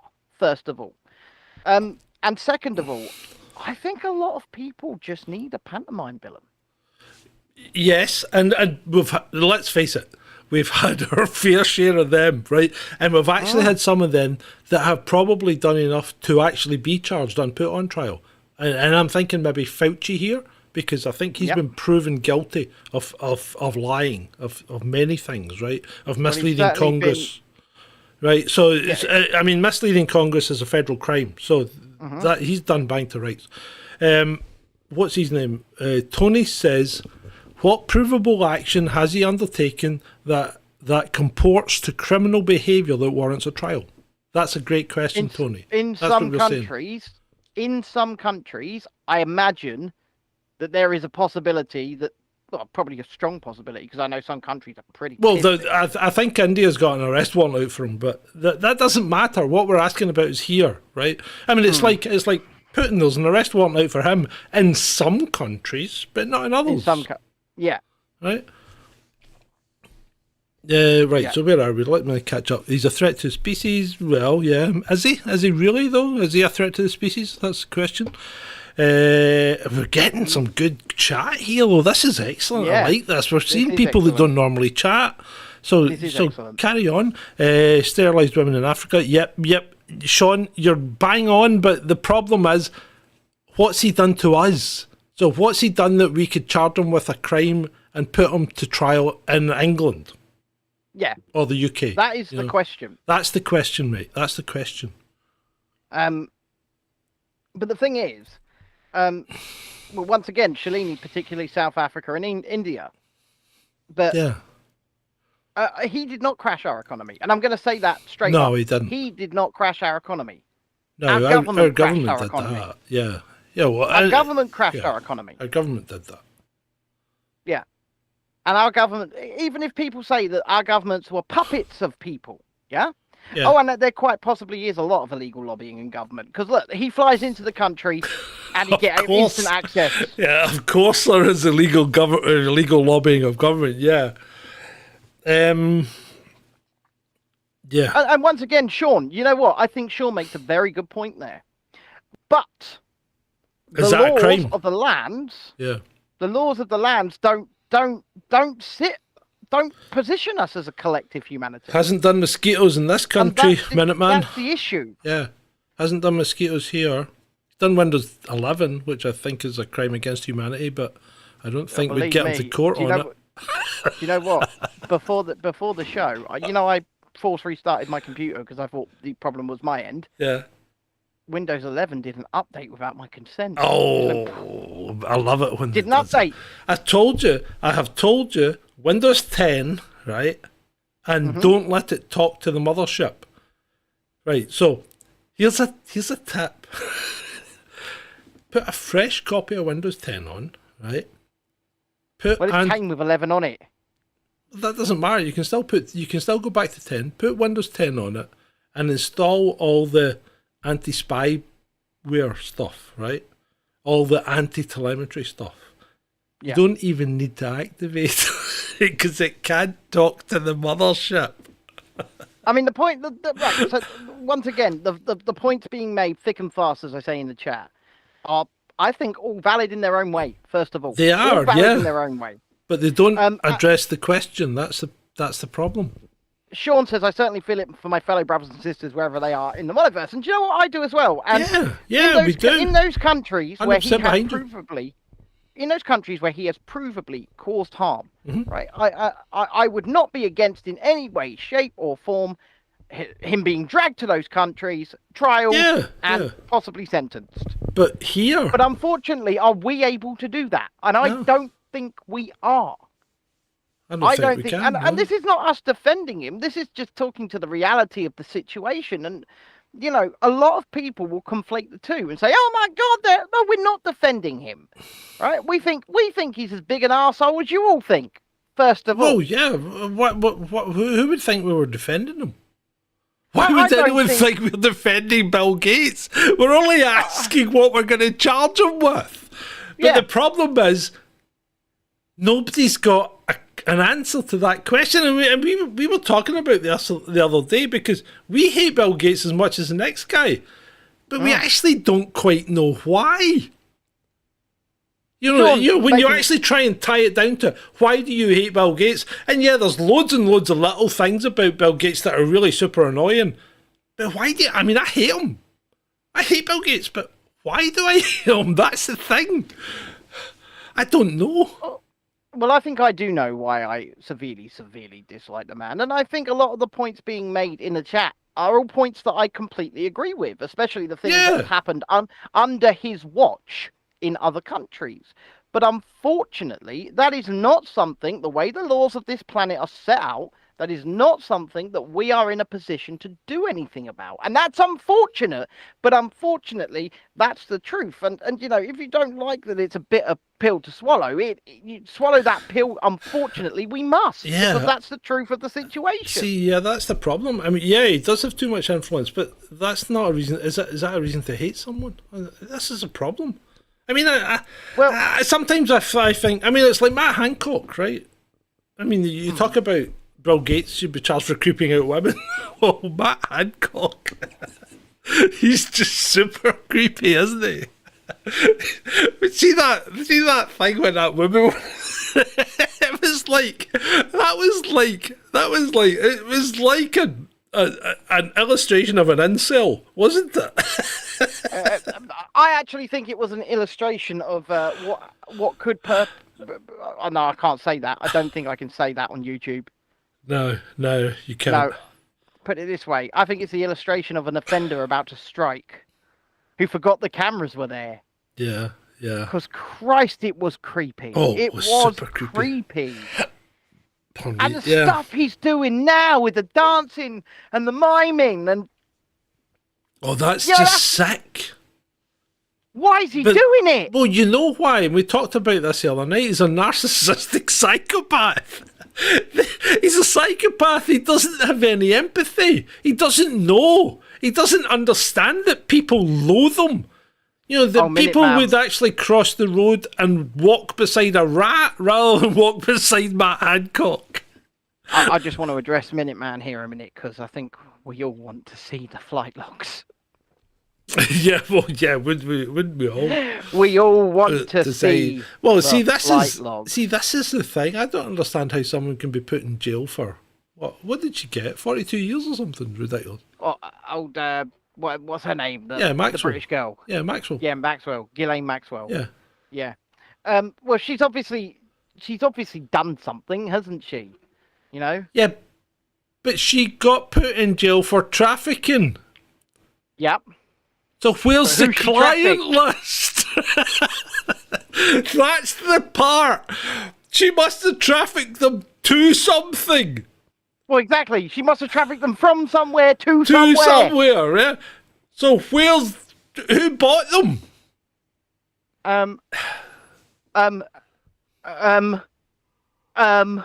That's really the only answer we can give you. Is because we don't know. I don't know. She must have told them, right? She must have told them. She must have given him, the government, the logs. She must have given them. Yeah. Right. I think some people are being protected. So I spoke about, what did I speak about the other night? I spoke about fires. Oh, no. What was I talking about? Grain storage, trains. I was talking about trains. Let's talk about grain storage this time. Okay? Yeah. So grain storage, right? And fires. Grain silo fires. Mm-hmm. So much like forest fires, which happen, especially when you do bad forest management, which we all do because we don't like forest burning. So we stop forest burning, but we don't clear out all the crap, which normal natural fires would clear out. So when there is a fire, it goes nuts. Hey, that's what happens, right? So these big forest fires, even if they aren't started deliberately, are our fault because we haven't let natural fires take care of the land. And you know what? Exactly. The planet's better at looking after itself than we are.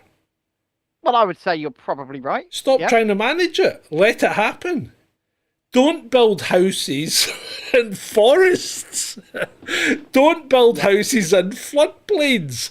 Don't build houses in dried up river valleys because you know what? The water sometimes comes back. Don't build houses on cliffs. It's all kind of straightforward stuff, you know?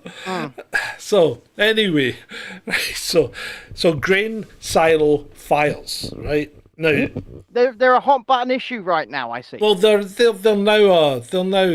taken over from the train derailments, right? Yeah. So the train derailments are still happening, but nobody's reporting on them anymore. So not a story, not happening. Yeah, they are, but nobody bothers about them. So big grain silo fires are the big thing because it's destroying our foodstuffs. Well, it's not. It's destroying the feed that we actually end up giving to animals to eat.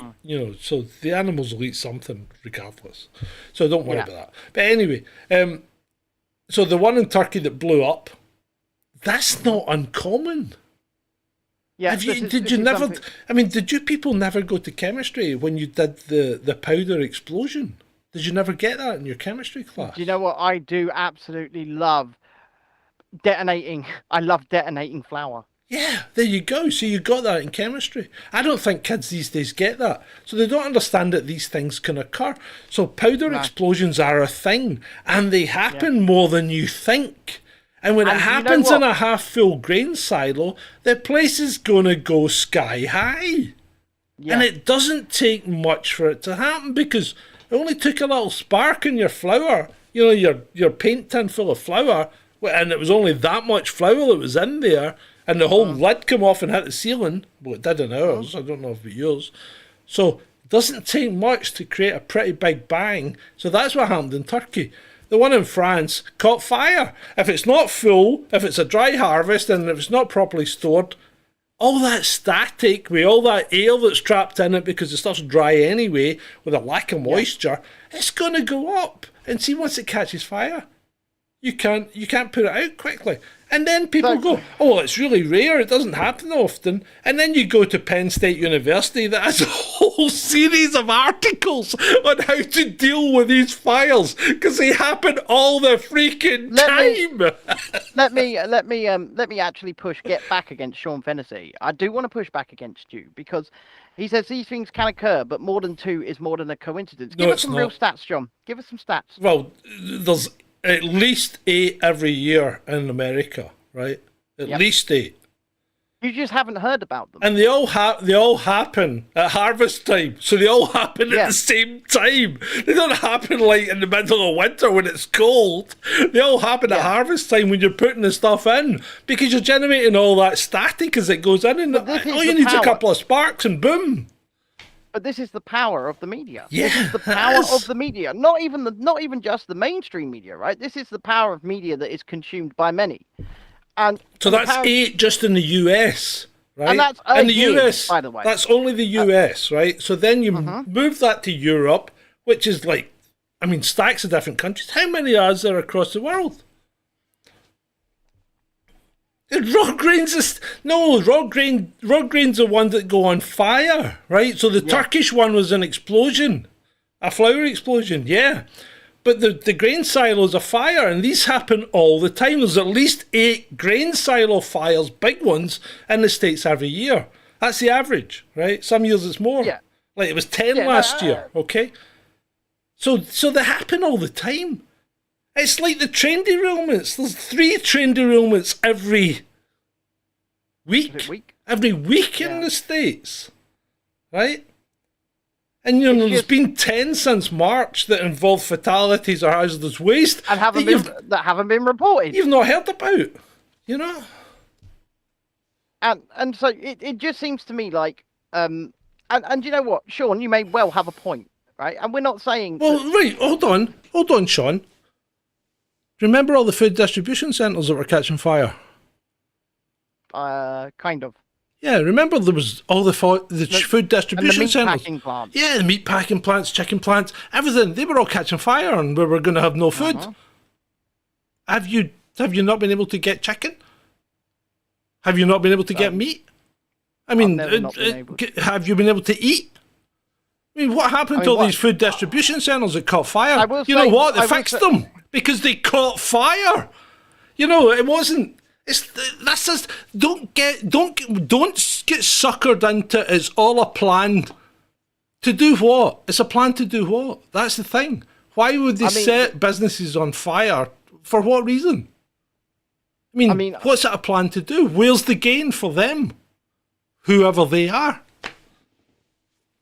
Yeah, and that's the other thing. I still want to know who they are. That's who I want to know. I mean, when it comes to the idea of they, I think we all have a very good idea, right? We all have a very good idea. Why didn't you who are they? But at least you I know need to go who to the want. toilet. You Carry know on. who want to rule you. You know who want to control you. You know who these people are, and we all know who these people are. But let's ask ourselves: in reality, do they have the ability to do what they want to do with us? If we just say no. Because realistically speaking, it is a bug's life. Yeah, we can go as crude as a Disney movie. Because all you've got to do is turn around and say no in mass numbers and stand up to them. Imagine if 1 million people marched on Davos and said, whatever you've got planned for us, no. What could the few hundred delegates that are there do? Maybe a few thousand. Nothing. Nothing. They wouldn't even be able to leave whatever place they were staying in. They would have no power. These people don't have power. Harold, that's where you're wrong. That is where you are wrong. And let me explain to you why. And,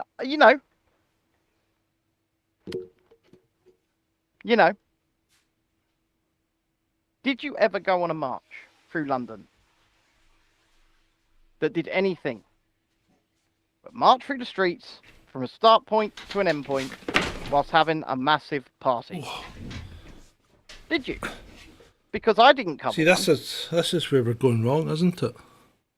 I'm just being completely honest with you, right? What? All of you people in the chat right now, if any of you went on any of those marches, did you do anything other than march through the streets And have a good from time. a predestined start point to a predestined end point via a completely controlled and guarded route, doing anything but have a party? It's a good question, Ben. Did you? Now, you want to talk about the concept of controlled opposition? Oh, are we Okay. controlled opposition now? Are we? No. Oh, No. okay. I just wondered if it got there while I went to the toilet. My point is that even the ones that sat themselves outside Downing Street and outside Parliament were mostly, not all, but a very large proportion of people having a drink, having a party, enjoying themselves, playing music, talking to one another, having a great time, lifting their spirits. And I'm not saying that was a bad thing. I'm not. Because you know what? People did need that. People did need that. Yeah. But look at where the government was coming from. Like, look. If you're the government and you're going, 1 million people are going to march along a completely predetermined, predestined, pre-controlled, completely guarded by the police route, and then they might be back a month later, they might move it down to once a week. Right. So the problem is you got to put your march in advance. Harold, You can't just turn up and do it. So you've got to put your march in advance. You've got to get your permit. You've got to get the police on side. So you've got to get their approval. So it's not a protest. It wasn't a protest. It was never a protest. Do you know what? I've come to that determination, that exact determination over the course of. I don't go out to any of them anymore. I don't go out to any of the events anymore. Yeah, I don't do it. Not a protest. They're The not difference is, protests. see when you do it in France, right? I mean, I went to a couple in France. And the mood You is... may not have ever asked the cops for permission, but the people organising that march Oh, did. of course they did, yeah. I mean, don't think for an instant that march occurred without police permission. Good God. Prior arrangements with the routes and everything. Yeah. Yeah. So the difference is when you go in France, right, the march is the same. It's been pre-approved by the police, and you turn up, the police are there, and everybody's like laughing and joking. But then at some point during that march, it always starts to turn a bit ugly. It does, Because the French don't take any shit. And I know everybody mocks the French, but they really don't take any shit when it comes to their government. I mean, I'd left. I'd only left about 10 minutes when they stormed the bloody public town hall and threw the Macron painting through the window, Macron's didn't they? picture out the window, and I was gutted that I'd missed it. Because things were starting to get a bit, they were starting to get a bit antsy, but nobody was really doing anything. And Andy says, let's go because this is boring. And I goes, aye, okay. And we went away, and then the next thing in the news, it's like Macron's picture was thrown out the window, and I'm like, we were there. You know what? I'm going to answer Harold's question once again because he says, "How do you know?" And I'm guessing that relates to the asking of permission. Because these organisations arrange these... Yeah, I've got an answer here. Yeah, go on. These organisations that arrange these marches have Twitter accounts, right? And on their Twitter accounts, they would announce that the police had agreed to this route, to that route. Oh, we're talking to the police. Yeah, the police have agreed we can do this route, here to here to here. They would tell people they were doing this. It wasn't a secret. It wasn't a secret. Oh, there will be undercover cops there, yeah. There always is. Yeah. And of course there will be. The French ones are so freaking obvious as well because they wear their stab vests, don't they? Yeah, but no, they didn't. But the French ones were ridiculous because the cops in uniform were all standing at the front, and their undercover cops were all standing talking to them. Yep. And then they mingled into the crowd, and everybody's like, "Well, we know you're a cop." And also, ask yourself this, right? You get halfway along the route, and you're going to BBC, right? You're going past BBC, and you approach the BBC, and there's already a line of 100, 150 police officers guarding the BBC. How did they know to be there?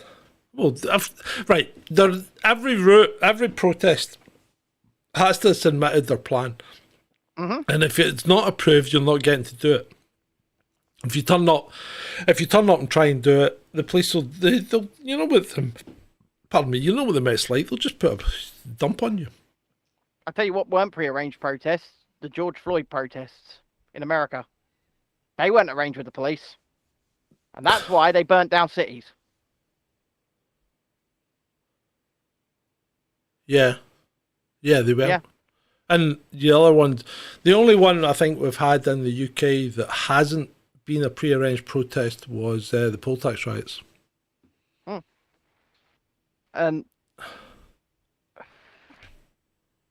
No, it's not that they're fake police, it's that they all know where to be. They all know where to be because the routes are completely prearranged. Right, they're not fake police, right. So to get that out of your head straight away, because this rumour's been going around for years and years and years, and it's always the same, right? I mean, I remember grab Bob off the street by the tube station. Yeah, I remember. Stab vest on Bob. I remember it in the miners' strike. That's the army and police uniforms. One, where'd you get all the police uniforms to suddenly dress the army in them? Right. Two, when does the army start behaving like police officers? And it just doesn't work, right? It just doesn't work. You don't have that kind of equipment to arm people up in police uniforms and pretend they're cops. Ask yourself this. So it doesn't work, right? So you got to remember, the police forces are huge. There's 27,000 cops just in the Met. Yeah. And all they need to do, if they start cancelling rest days, holidays, and double shift people, you've suddenly got a huge amount of cops at your disposal. It's not hard. Yeah. You don't need the army. And you know what? And then there's mutual assistance. You can call people in from every force in Scotland and England. You can indeed. And you know what, John? Mm-hmm. I just want to say one more thing because it's 11 o'clock, right? Well, yeah, and we've not even touched this. We've not touched the list. No, and we've certainly got a lot more to do, and we might come back one of the evenings of the weekend and continue this. But are you going to go? Yeah, I am going to go because I've got things to do tomorrow, right? But the one thing I want to ask you is this: put yourself in the shoes of Boris Johnson of Parliament, and you've got the Met Police Chief. And the Met Police Chief is turning around to you and saying, these people are satisfied with walking around the streets, playing some music, having a dance once a month. Yeah. Right? You're going to say, let them do it. Yeah, of course you are. Because it lifts those people's morale and it gives them something to look forward to. And then whilst they've got that thing to look forward to, they're not revolting. Mm-hmm. And let's face it, they weren't revolting. Those people were not revolting. Yeah, I think the problem is that we don't know how to protest. No, we don't. If you want, we don't know how. Yeah, I mean, and I've said this before, and people don't like it, but to be fair, Just Stop Oil was better at protesting than anybody during the pandemic was. Harold, there are no sides. There are no sides. Oh, I don't understand what you mean. You need to cut your own side some slack. I don't understand. Well, what do you mean, Harold? Sophie says they were allowed to. Absolutely. Yeah, of course they were allowed to. Yeah. Yeah, absolutely. But they were. If you look at something like Just Stop Oil, they're very effective, right? At disrupting normal people's lives. Yeah.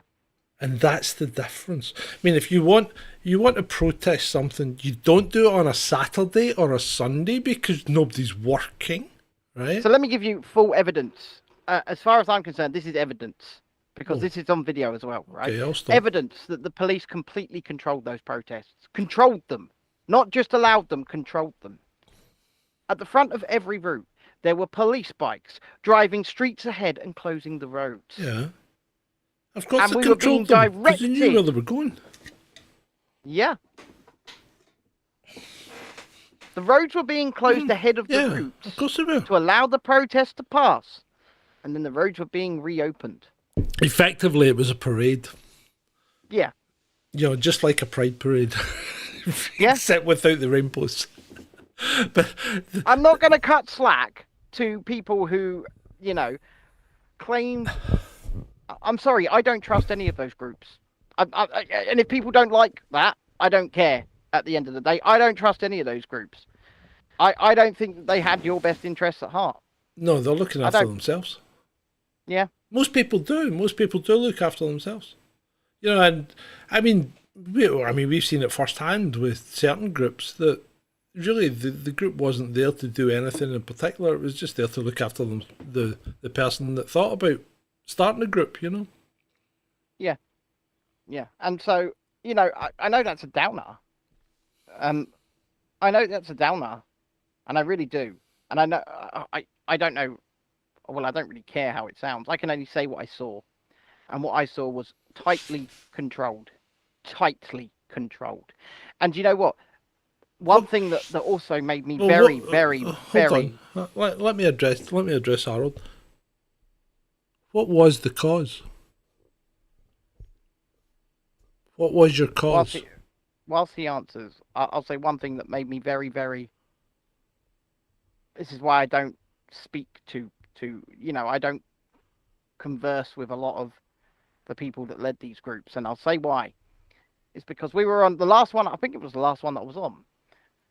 Ended up in Trafalgar Square, but it split off. A bunch of people went, we want to go this way, not the controlled route. Yeah. Okay? Uh-huh. We want to go this way, we're going to go this way. And it split up around Trafalgar Square. And the people that were supposedly organising this march were angry. Well, of course and I'm not talking about they were a little bit pissed off. They were fuming. Yeah. Yeah, they did split up.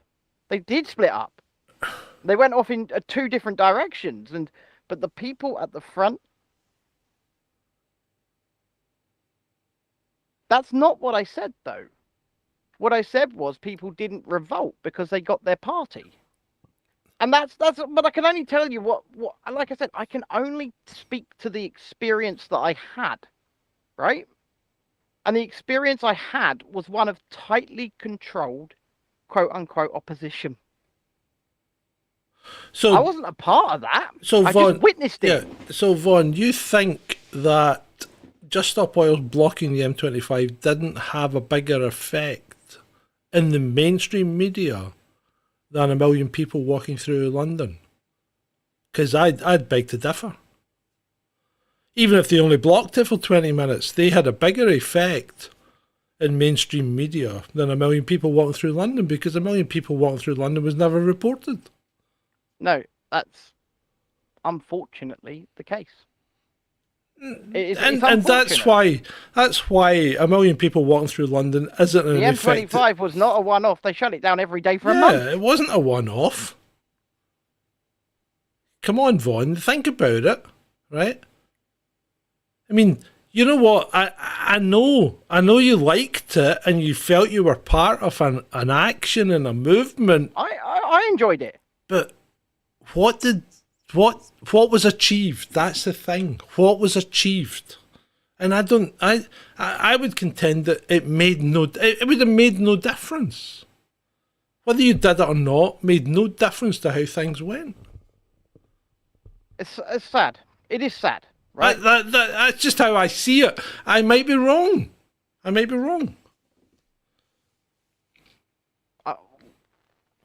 All I can tell you is, in my opinion, the people that were controlled opposition were the ones. A mild difference. The ones that were teeny difference. The ones that were controlled opposition were the ones that were allowing the police and the government to control every step they took along that route. Surely. But that's just my opinion, okay? That's the question I'm going to leave you with. I don't want to leave this on a downer, right? Because you know what? We do have the capability of making the difference, right?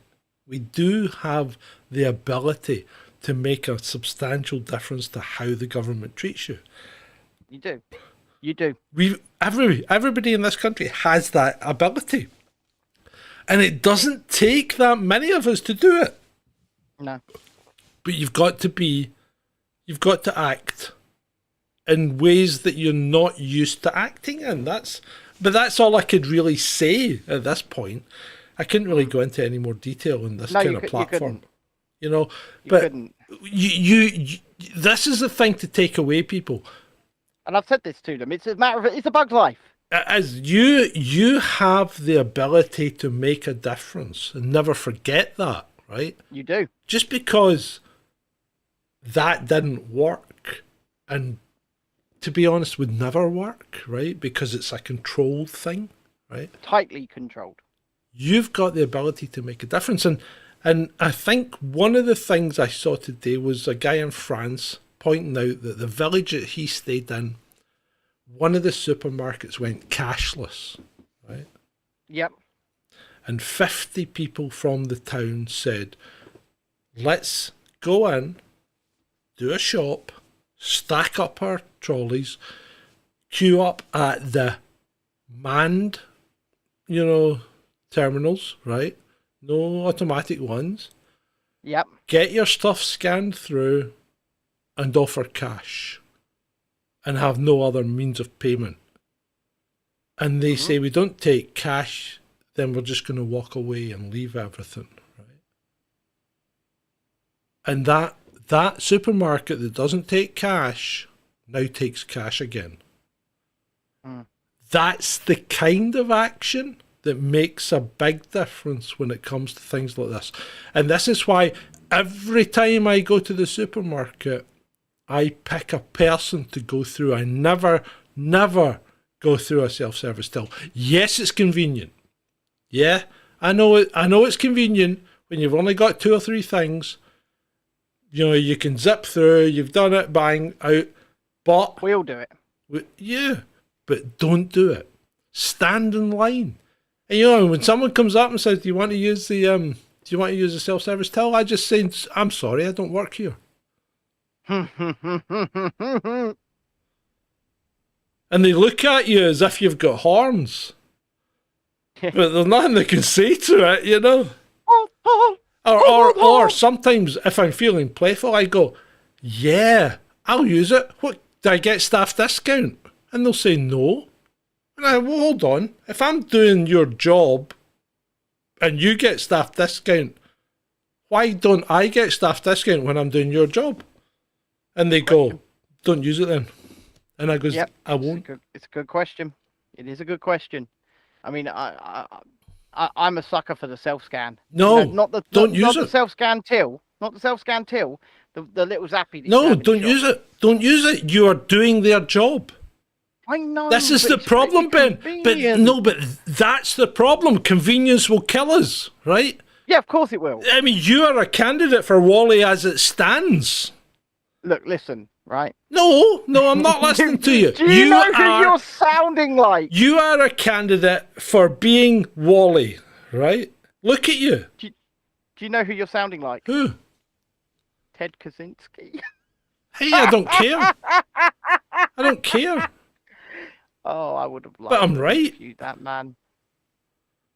You know you've got to do it. You got to stand up for what you want. I mean, I went to the supermarket today and I took cash out the cash machine before I I'm went doing in. that a lot more. Oh, I If just I have take cash, it comes out I more. just take cash out the bank because you never want to have any money in the bank, people, because No, don't have money in the bank because you could lose it like that. you could. I mean, remember what happened in Iceland? It could happen here just as easily. Well, Bang, it's bang, like, gone. For example, we whenever I go away, whenever I go abroad, I only use cash. You've seen it, John, right? I only use cash in other countries because you just don't know where you're screwed or you're going to get screwed. And there's plenty of ways where you simply want to spend your own money in another country that these banks can screw you. They can stop your cards. Go, why are you making that? Why are you making that transaction in Portugal? Weren't you in London 2 days ago? Yeah, I got on a plane. You know. But they do. They can stop your card. You get transaction fees. You get loads of stuff. Yeah. They'll just absolutely screw you. Yeah. You know what? If you don't use cash, you will lose it, and you've got to keep using it. And if you want people to be there to assist you in supermarkets, you've got to keep using them.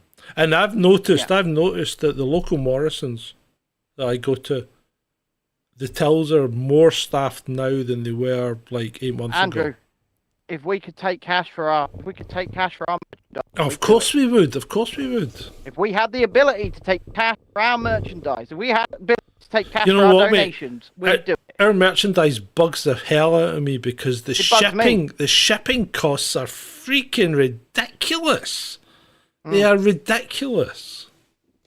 We can apologise for that because there's nothing we can do I mean, about it. I hate it. I hate it. We are at the mercy of these dropship companies. At the end of the day, the only other way to do it would be to have a physical location where you could come and get things. Well, yeah. right? I mean, I could go and get stuff printed and whatever and have a stock, but then that's us put money into a stock that we might never sell. Well, yeah, exactly. We've got to buy stock up front and have stock made, and that costs a lot of money on the front.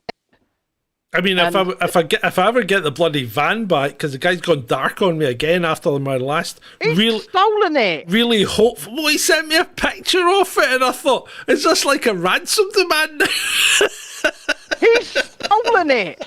He hasn't. Please, God. He hasn't stolen it. I like helping people get property or protecting property. But if I get the Sort van it back, out. I could get a stack of t-shirts in that made and go on a tour.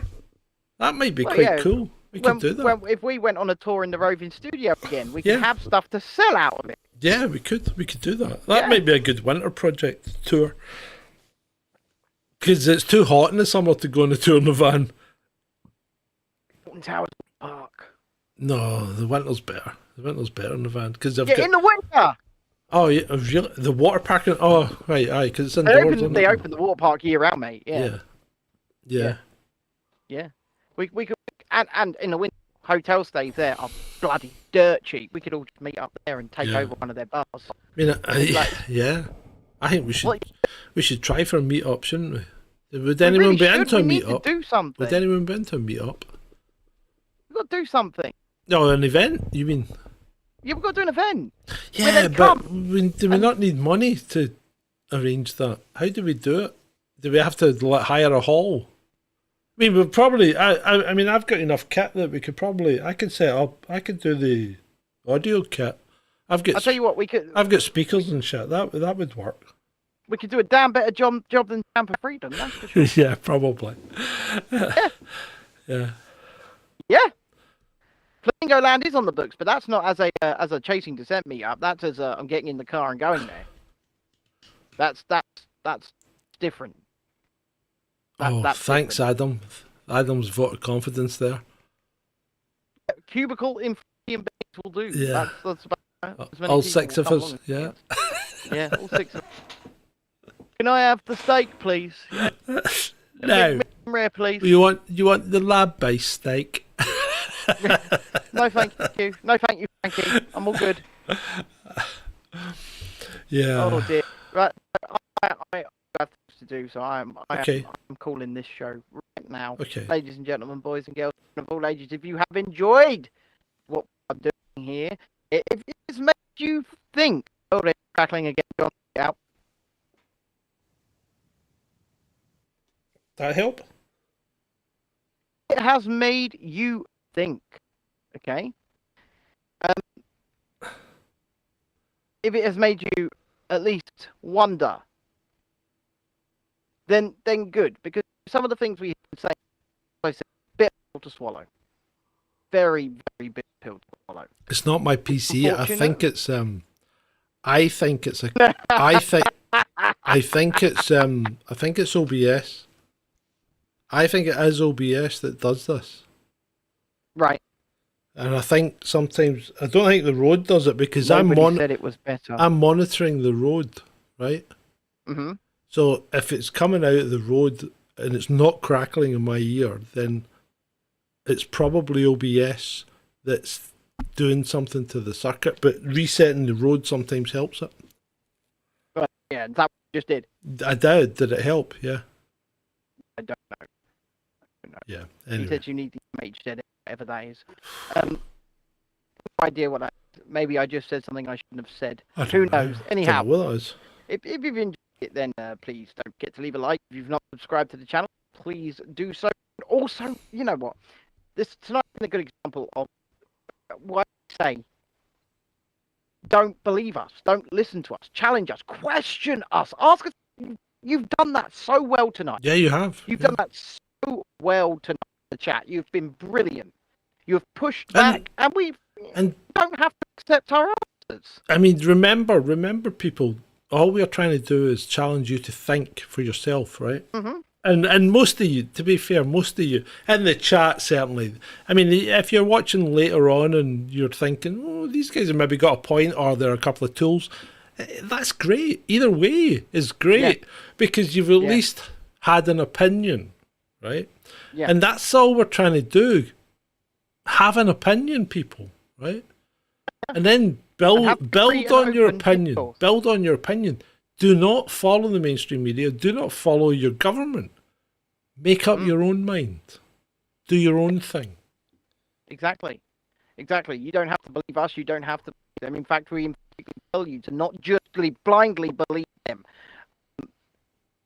Or just blindly believe us. Right? Go, like everything said about the quote-unquote protests. If you don't believe me, go and see for yourself.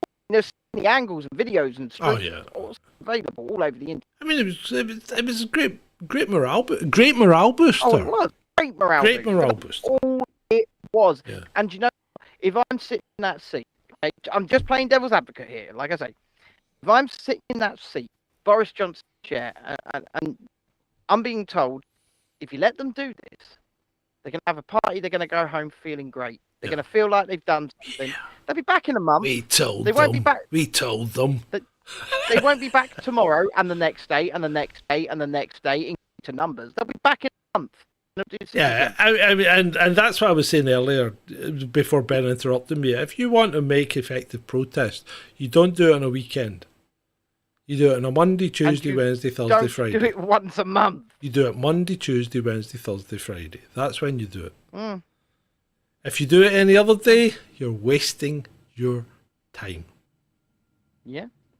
No, you're right. It's unfortunate, but hopefully one day people. Yeah, I freaking hate the term "wake up," right? But people will wake up and think, you know what? I can make a difference. The fourth turning will come to an end. Got it in there right at the end. I'm out. And with that, thank you for attending this All In 44. It's been great for you.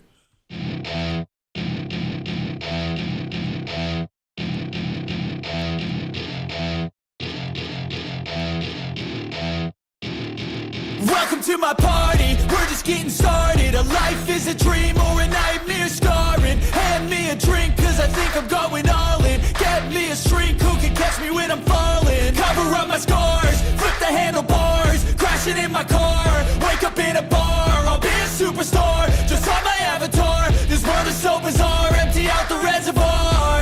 Yeah, I'm taking 6 shots, yeah, straight to the face. And I wanna get lost, I'm sick of this place. Don't know how to stop when I'm feeling this way. So I'm taking 6 shots till I'm feeling okay. I think I'm going crazy, don't think I'll get home safe. So I'm taking 6 shots all straight to the face. I'm taking 6 shots, are you coming with me? I'm taking 6 shots, yeah, straight to the face. And I wanna get lost, I'm sick of this place. Don't know how to stop when I'm feeling this way. So I'm taking 6 shots till I'm feeling okay.